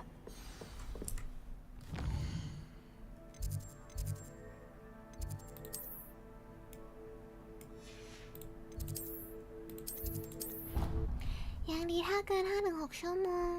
ปล่อยคอมอาจจะพังคนคอมจะตุยเร็วนี่เอง แต่หนูไม่แน่ใจเวลานะคะใช่อาจจะเกินก็ได้คนคอมอาจจะเตรียมบึ้มแล้วก็ได้ I've always said that travel broadens I hope you've had more luck than I did tracking Hello, Zenobia. I've found all of your gobstones. Really? I didn't think you... วันนี้เล่นเกมเยอะเล่นเกมเยอะเกมโปรดด้วยใช่อยู่ยาว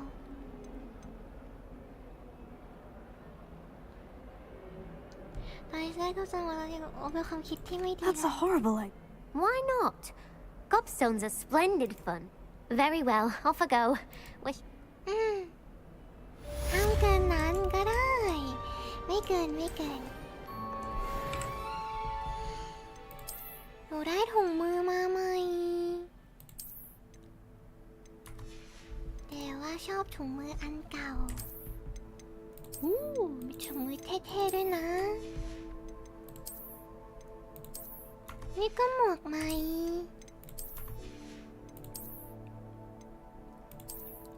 แล้วก็ผ้าพันคอ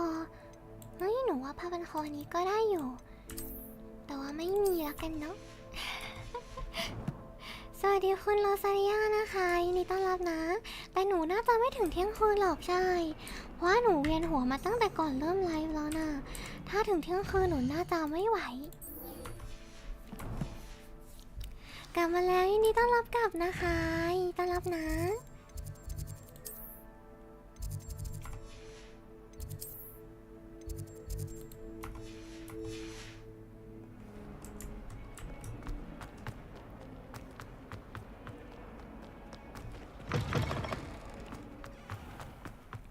เดี๋ยวหนูไปฮอกมิฟใช่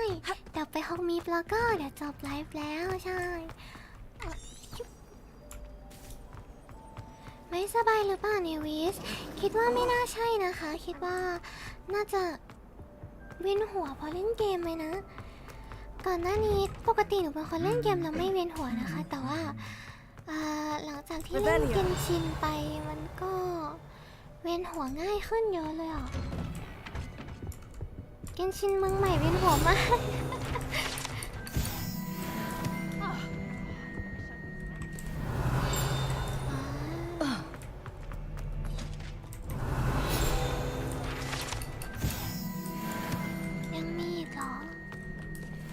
Well, fancy meeting you here.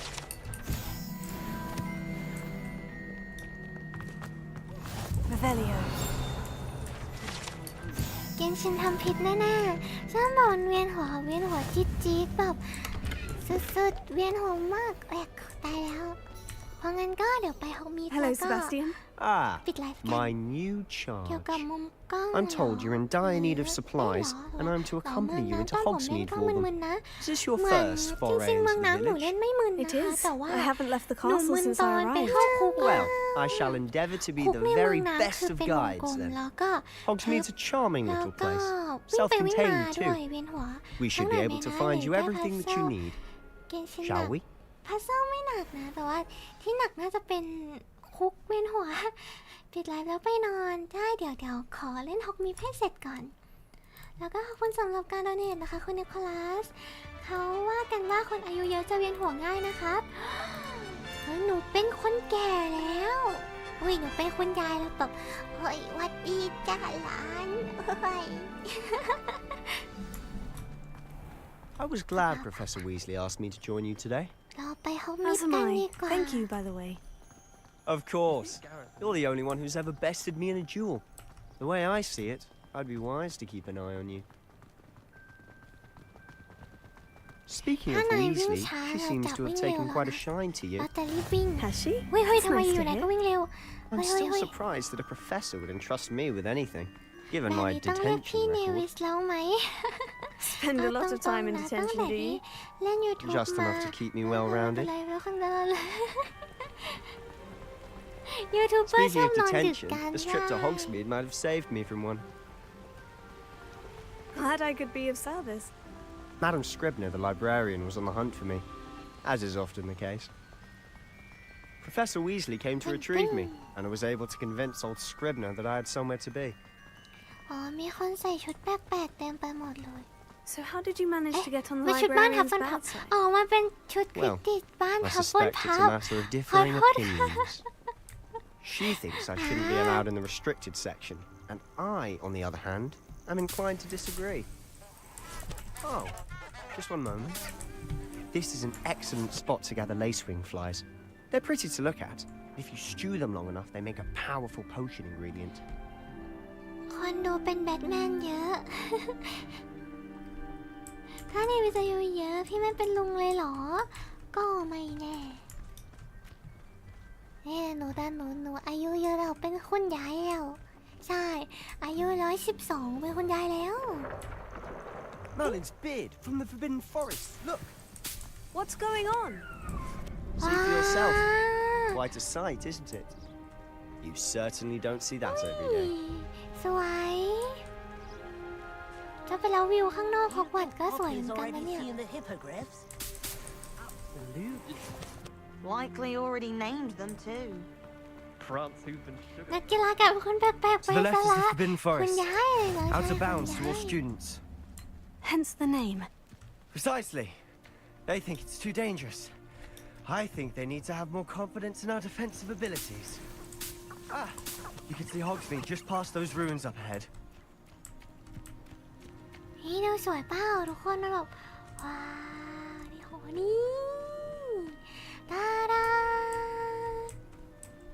Have you had much of a chance to explore the castle? A little. It's positively enormous. It is that. I've been there 5 years and barely scratched the surface. Loads to see, places to discover. Oh, any you'd like to share with the class? Perhaps one day. I can't go around telling you all my secrets now, can I? You still haven't told me how you became so good at dueling. หนูเหรอหนูเกิดวันที่14ธันวาค่ะวิวสวยใช่ไหมวิวสวยมากเดี๋ยว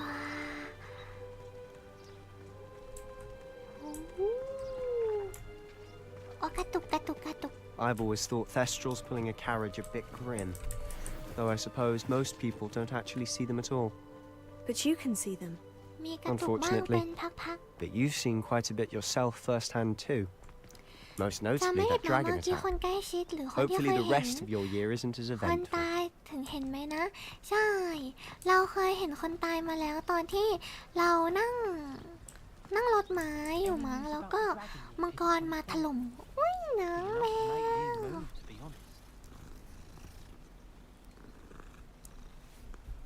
14 ธันวาวันว่า14 ธันวาวันว่าเลนไทน์ไม่ใช่มันต้อง14 กันยา14 กันยาวันว่าแต่ทำไมต้องจังหวะยังไง Mr. Moon! He's the Hogwarts caretaker. แต่มันก็ต้อง Looks a bit worse 14 for กัน wear. ยาในวันลืม14 กันยาในวันวาเลนไทน์ Hello, Mr. Moon. สวัส Have you ดี met our มิ new สเตอร์ fifth มู year? น Pleasure. ทำไมมิสเต You อร์ might ถึง want to ชื่อ turn มิสเตอ back, ร์มูน Mr. ล่ะคะ Sallow. Turn and run. วิวตรงนี้ก็ Is ส everything วย all นะ right, sir? Oh, it looked right at me. Eyes big as saucers. What did, Mr. การ Moon? ที่คุณร้องเพลงนี้ได้นั้น Demi ไม่ใช่ eyes. Ugly and airy and terrifying. I shall be at the castle where it's safe. Good luck to both of you. Demi, guys. I don't know what he's putting in his pumpkin juice, but he's obviously had too much of it. I've never seen Mr. Moon in such a state. คิดมากคุณเจแปนไม่ใช่หรอก Mr. Moon is quite the character. My sister Anne thinks he's lovely, but I'd say he could improve a bit as a แกยิงคน caretaker. ละแต่ว่าคนไม่ is โด your นดา sister เม in จ Slytherin อ่ะ too? เศร้า She ๆนิด is, นึง or rather, she was.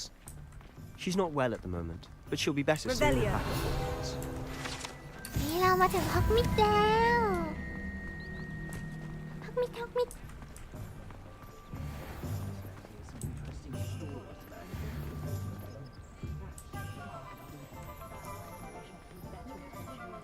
Honestly, if one could bottle the magic of this place,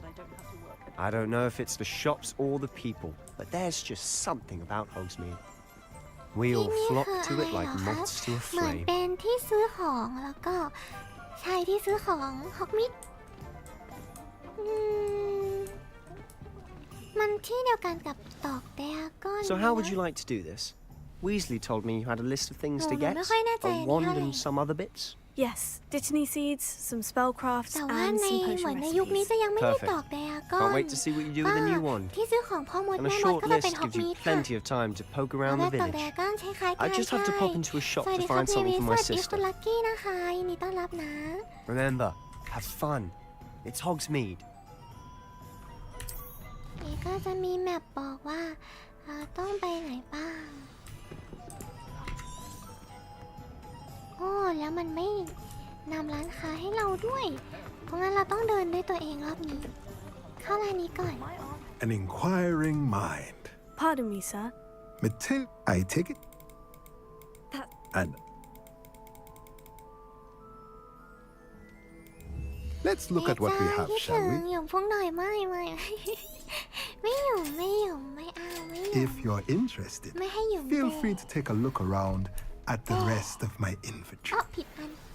อันไหนอ่ะอันนี้แด่หยุ่มแด่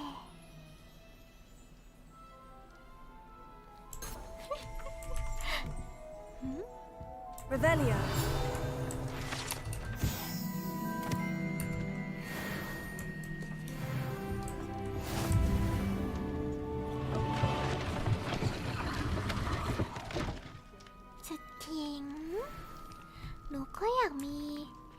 ที่สะดวกสบายอย่างนี้บ้างนะ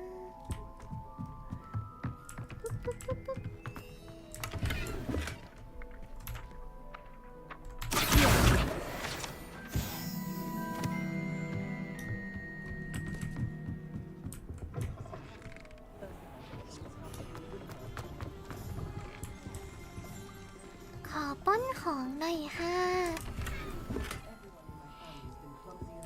เนวิชอบอ่านนิยายแนวไหนหนูชอบสืบสวนสอบสวนค่ะแล้วก็พวกแนวแบบพระเอกเก่งอะไรอย่างเงี้ย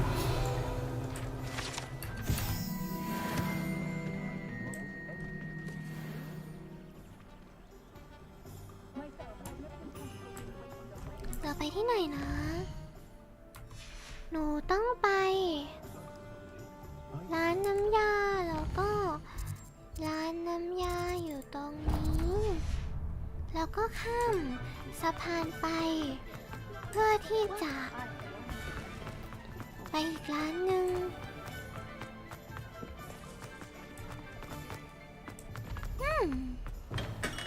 Welcome to J. ส Pippin's วัสดีค่ะ Potions. ขอป้นของก่อนนะคะแล้วก็ขอเอาอันนี้ด้วยค่ะขอบคุณนะคะ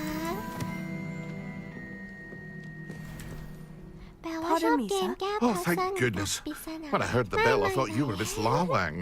แต่หนู No, the ไม่ค่อย Chi ชอบพวก dates to เกม come พัซ here. เซิลเท่าไหร่ใช่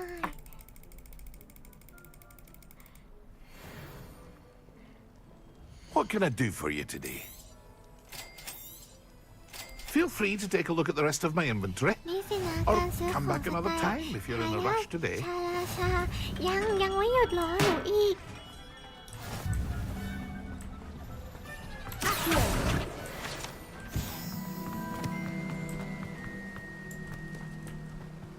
Well, hello there. Pardon me, sir. I'm here for the seeds Professor Weasley arranged for me to collect. เอ๊ะ No. น่าจะอีกร้านไหมนะคะ Well, bruh. อาจจะไม่ใช่ร้านนี้ Let me guess. You're after something fresh. Do have a look around. Plenty of ingredients to pique your interest, I'd wager.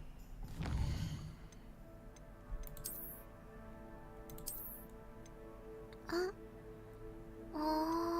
เวลไม่ถึง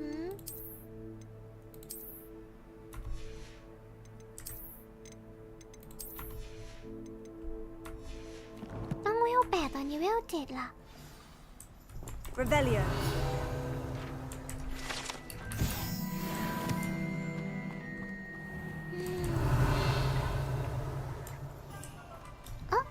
เสร็จงั้นเก็บเราจะพักหาของกันก่อนดีไหมนะ เพราะว่าถ้าหาของก็จะได้เวล ถ้าได้เวลก็จะได้ของอีก ถ้าได้เวลก็จะใช้ของได้ใช่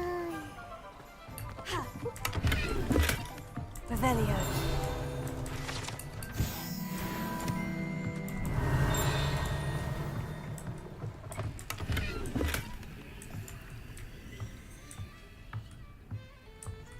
สวัสดีค่ะ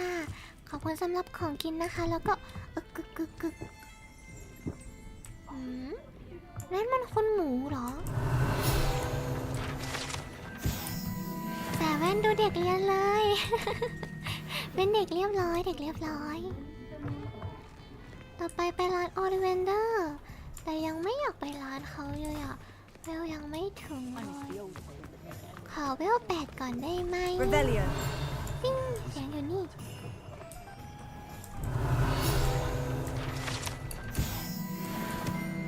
อีกนิดเดียวอีกอันเดียวก็เวล8แล้ว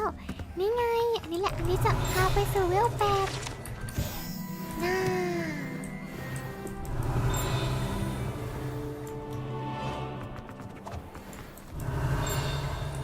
เสียงอยู่ในร้านเหรอ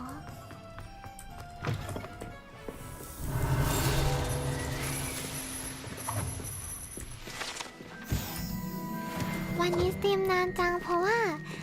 หนูติดเกมนี้ประตูหายประตูอยู่นี่เคสต่อไปร้านโอลิเวียเดอร์โอเคก็เดี๋ยวพอหนูกลับไปที่ฮอกวอตส์หนูก็ปิดไลฟ์แล้วค่ะใช่ นี่ I'll be right with. นี่มันเด็กติดเกมตัวจริง You. Just a moment, please. Hello, sir. I'm looking for... For a new wand, yes. It's about time. Yes, About time. Well, you're our new fifth-year student, are you not? Oh, what am I saying? Of course you are. Gerbold Ollivander's the name. But of course, you'll have heard of the Ollivanders, I'm sure. Finest wand makers in the world. It's a pleasure to meet you, truly. Now, come with me. Let's find you the perfect wand, shall we? No, นะคะคนนี้ดูชลายันภาพแฮร์รี่เลย แต่ว่านี่มันก่อนแฮร์รี่ตั้ง300 ปีนะคะ อาจจะเปลี่ยนคนแล้วหรือเปล่า 10.5 inches? You might do. Here, give this one a try. Well, go ahead, อาจจะอัน swish. เดิมก็ได้นะเฮ้ปกติตอนที่เนวิสไม่ได้ไลฟ์เนวิสทำอะไรก็อ่านนิยายไม่การ์ตูนก็นอนค่ะส่วนใหญ่จะเป็นนอนมากกว่าด้วยนะโอ้ Oh dear. Well, this isn't a good match at all, is it? อาจจะยังไม่เหมาะอันอื่น We'll find ถ้า you แฮร์ something รี่ not ดู to แก่ worry. ถ้าแฮร์รี่ดูแก่กว่านี้ not มาก you. ๆไม่มีเหมือนมากๆไม่ก็ลูกหลานตอนมา300 ปีน่าจะลูกหลานไหมนะ A rare wood, 13 3/4 inches, dragon heartstring. Let's give this one a try. แต่หนูไม่รู้ว่าหนูจำปีผิดไหมนะคะ Oh goodness. แต่ว่าอันนี้ก็น่าจะใช้ไม่ได้ Looks like it's back to the shelf for you. This is proving to be trickier than I had anticipated. How perplexing. Where are you? Perhaps you? There you are.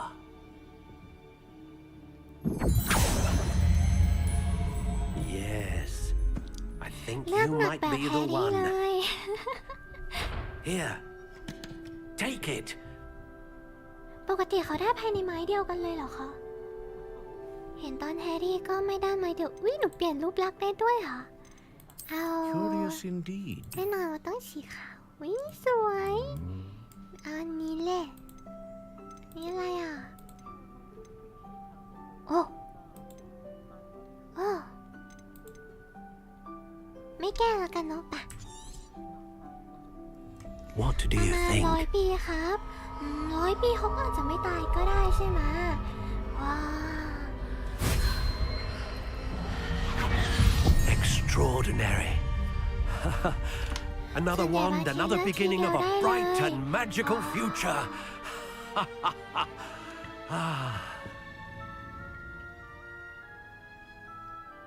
Now, how did that feel? Good. Different. I sensed a sort of surge of some kind. A match. Your connection seemed particularly powerful. The right wand will learn from you, just as you learn from it. I'm eager to try it out. I would imagine so. A wand with a dragon heartstring core is capable of dazzling magic. And the bond between you and your wand should only grow stronger. Do not be surprised at your new wand's ability to perceive your intentions, particularly in a moment of need. That sounds wonderful, Mr. Ollivander. I'll let you get to it. Do come and see me again if ever I can be of further assistance. ช่วงเวลาของเกม ว้าว Well, that's everything. Better go and find Sebastian. โอเคเราไปเจอเซบาสเตียน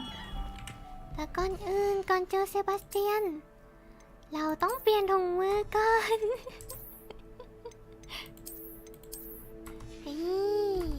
เราก็จะแข็งแกร่งขึ้นเซบาสเตียนอยู่ไหน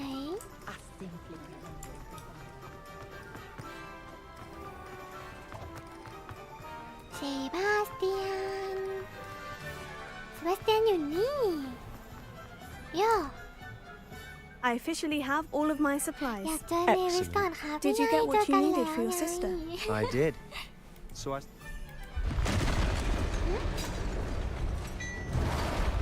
เ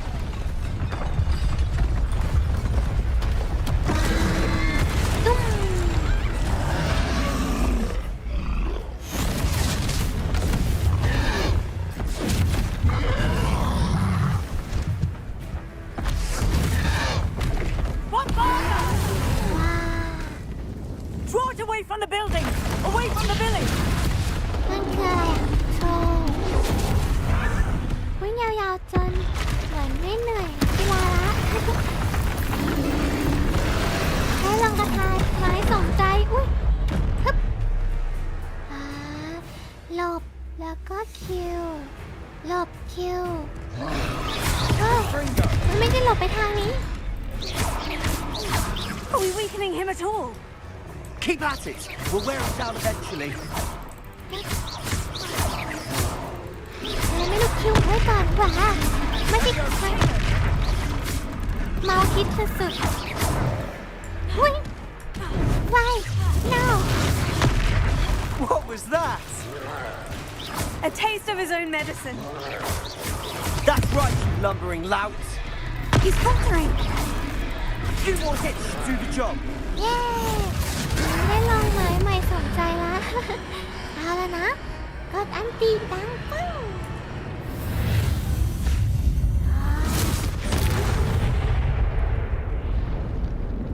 อย่างอลังการโหดเวอร์จริง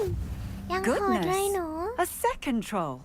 Did you two take on a fully grown troll? I suppose so. Merlin's beard. Are you all right? We are,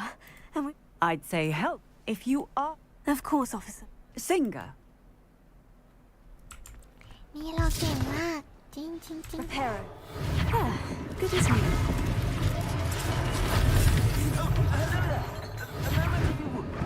Don't see what he wants. Lucky they didn't. นี่เราสามารถซ่อมบ้านได้ทั้งหลังเลยเหรอเนี่ยโอ้ดูสิเราซ่อมบ้านได้ทั้งอันเลยอ่ะสมกับเป็นคุณแม่มดที่จับคนทั้งหมู่บ้านจริงๆ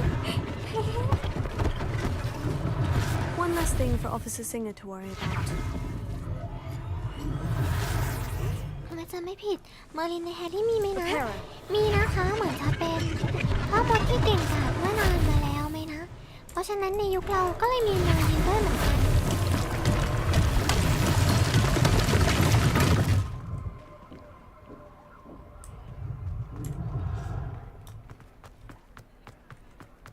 Revelio.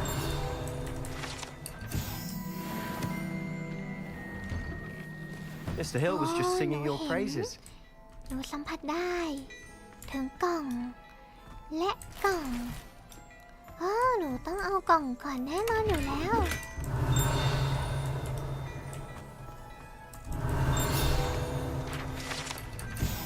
หนูคิดว่าตรงนี้น่าจะมีด้วยไหมนะเอ๊ะ Revelio. อยู่นู่น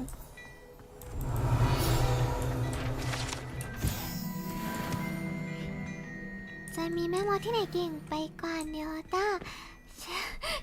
ชาเนวิลิตี้ครับทำไมต้องรอ Hello, ด้ว sir. ย I don't believe we've met.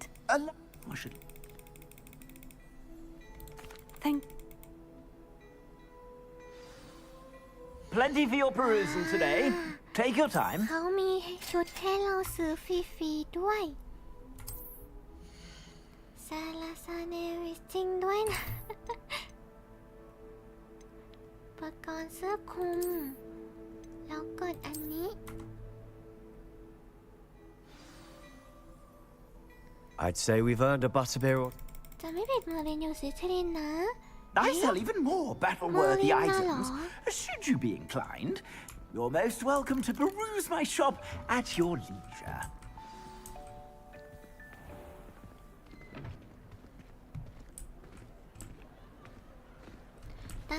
Assuming it isn't utter bedlam in there, you might even meet Sirona, the owner. She's a good one to know. หนูเห็นบางอย่างเนาะเดี๋ยวอย่าเพิ่งคัดซีนหนูเห็นบางอย่างหนูเห็นบางอย่างที่น่าจะเก็บได้แม่นะคุยใครอะ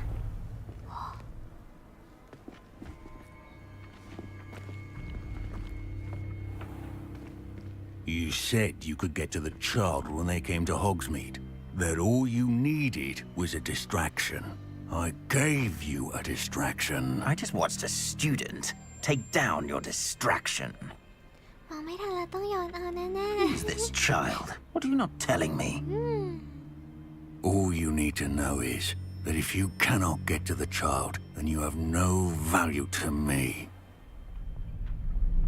ๆเขาเห็นเราแล้วเหรอ Let's go.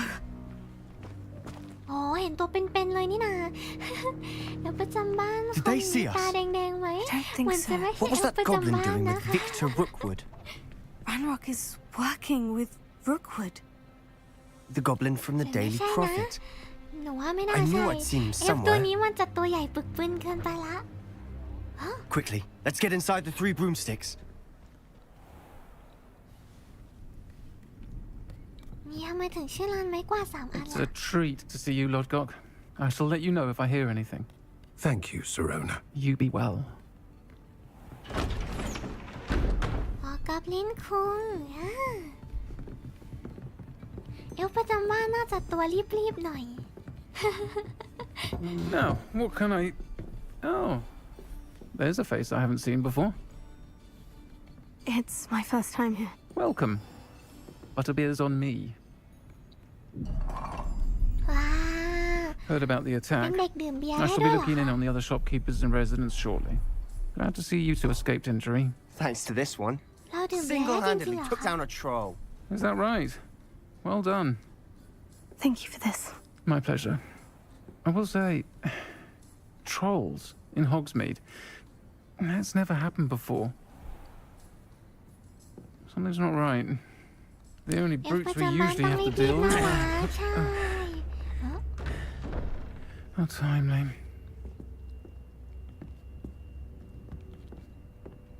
Was that Lodgok I saw leaving just now?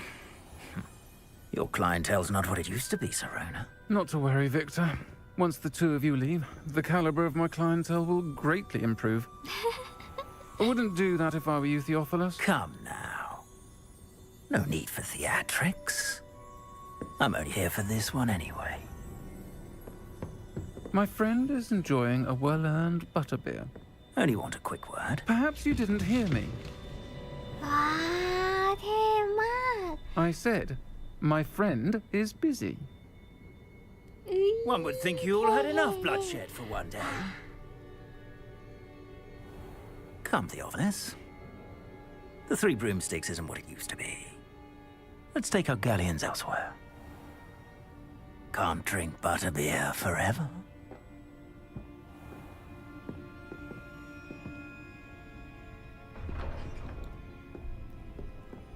Seems you've เต็ม made เล an ยโดนใส่ unfortunate ฝุ่น enemy. แน่ Watch your back. Rookwood and Harlow are worse than any troll you might encounter. ๆอ๋อ Trolls, Ranrock, and Rookwood? What are you not telling me? I promised to tell you everything. But it's perhaps best I do that later. แต่เราไม่อยากบอกได้ And ไหม on อะ that note, I think we should head back to the castle. คุยกับคุยก่อน อ๋อ ต้องคุยด้านนอก โอเค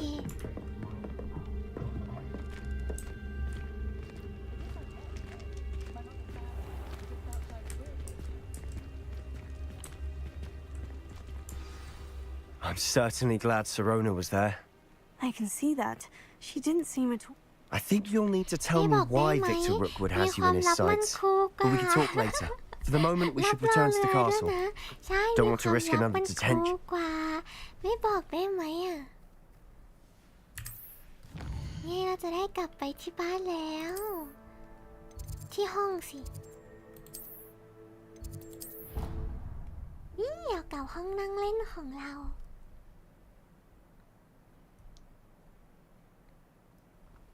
กลับบ้านเรารักรออยู่ ตาดา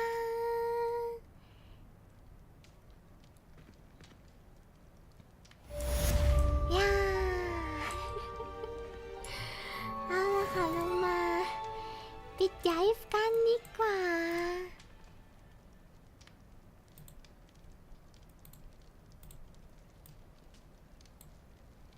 ชิบให้เนวิสตัวใหญ่ขึ้น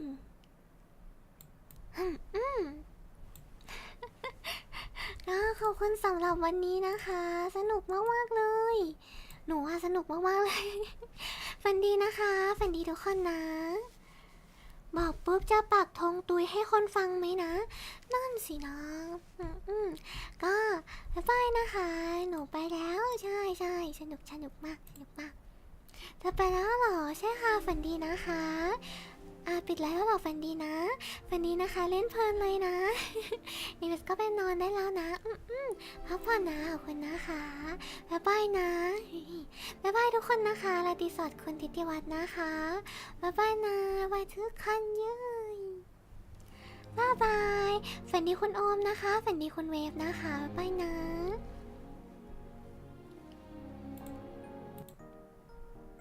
บ๊ายบา